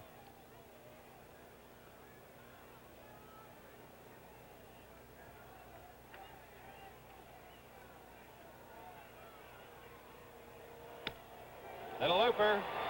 Dick Green, sensational play. Can't get it back to first, but what a well-timed jump that turned out to be. And I think after he caught the ball, he wanted to throw, but he was off balance, and he was afraid to throw it away. Then he made another shot at first. Watch him. Green has been very steady today. He's a short man, but he had perfect timing on that. He handled the double play ball in the 7th. Off the bat of Garrett, that was a wicked shot to him. Charlie Finley, the owner of the A's, the sole owner of the team now, knows his club is 1 out away from capturing game 1. Boy, we have seen some plays by the infielders here today, and that was one of the best. Here now is Wayne Garrett, 0 for 4 today. He's hit into 2 double plays.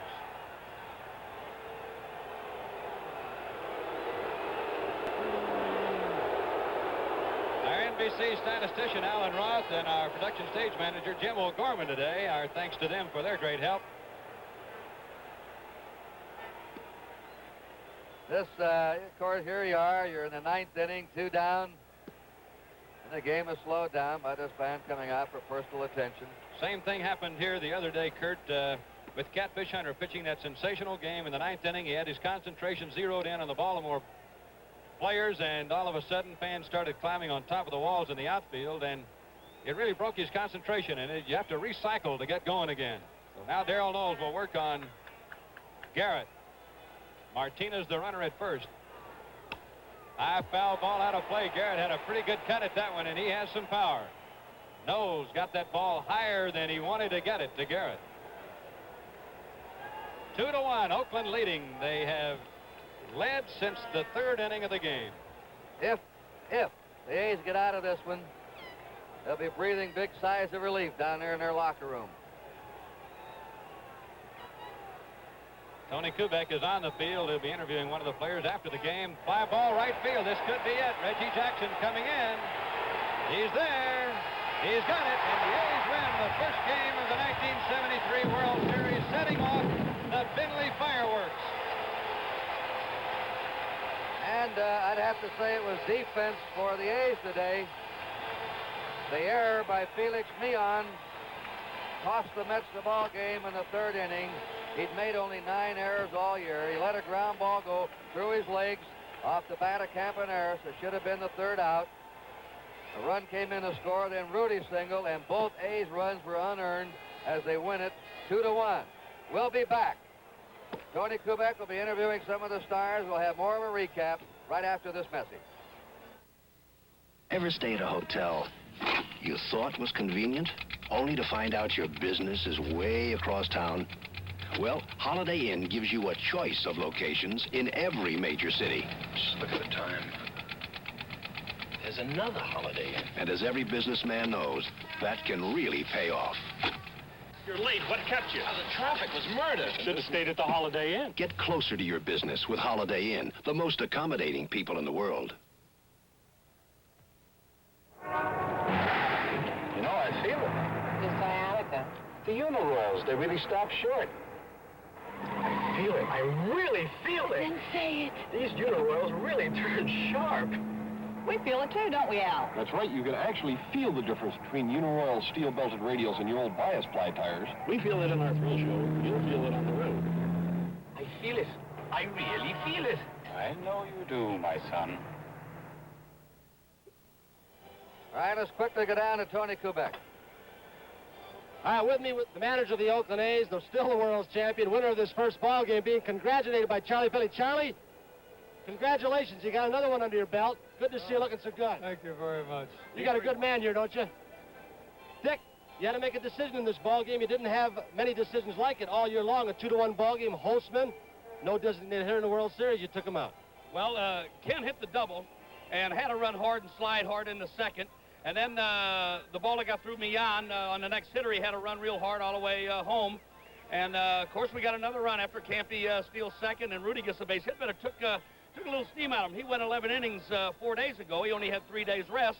And prior to that, he had missed. We let him bypass one turn because he had thrown more innings this year, Tony, than he had all year in his previous career in 1 year. So he was a little tired. He got the victory, a well-deserved victory for him. A great relief job by Raleigh Fingers and Darrell Knowles. So we're just quite pleased to get off on the right foot. You know, it's difficult from up where we are, Dick, being so far away from home plate, but it did not appear, even though it was a low-scoring ball game, that the pitchers were particularly sharp. Until McGraw came in, then Raleigh seemed to have a good inning. Well, I'll tell you, Mr. Matlack, even though he got the loss on it, both runs were unearned, he's very, very tough. I was proud of all three of my pitchers. Mr. McGraw, I have caught his act before. I think there's going to be a low-scoring series. I'd be surprised if it wasn't. I think games will be like this, and anything can happen. We'll probably be back here next Sunday also. Did you find anything out about the Mets in today's ball game that you didn't know before? No, not really, because we know they battle, and they'll come back even harder tomorrow. This is why they won their division. I think they're a super team with a super manager, and it's our privilege to be playing against them in the World Series. We'll take you to tomorrow's ball game, Vida Blue. What about Vida? Vida's been just great all year long, and he's geared for it. We haven't been keeping charts ever since we cinched our divisional title, but he kept a chart today for his own information to go along with the other information we have, Tony. So we know he's interested also. Dick Williams, good to get that first one in your home ballpark under your belt. Congratulations. Thank you very much, Tony. Our thanks to Dick Williams. Let's go back upstairs. You can see that Dick Williams is being very cautious about underrating the Mets. Again, the final score, 2-1 Oakland. In a moment, we'll continue to review the action of today's game.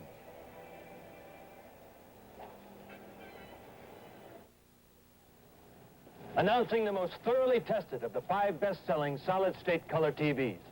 Magnavox Videomatic. Extra tested for extra reliability. Every Magnavox Videomatic goes through 24 hours of precision in-use testing. You'd think the others would spend this much time inspecting their sets. But of the 5 leading makers of solid-state color TVs, Magnavox is the only one that does. What a difference, watching a Magnavox.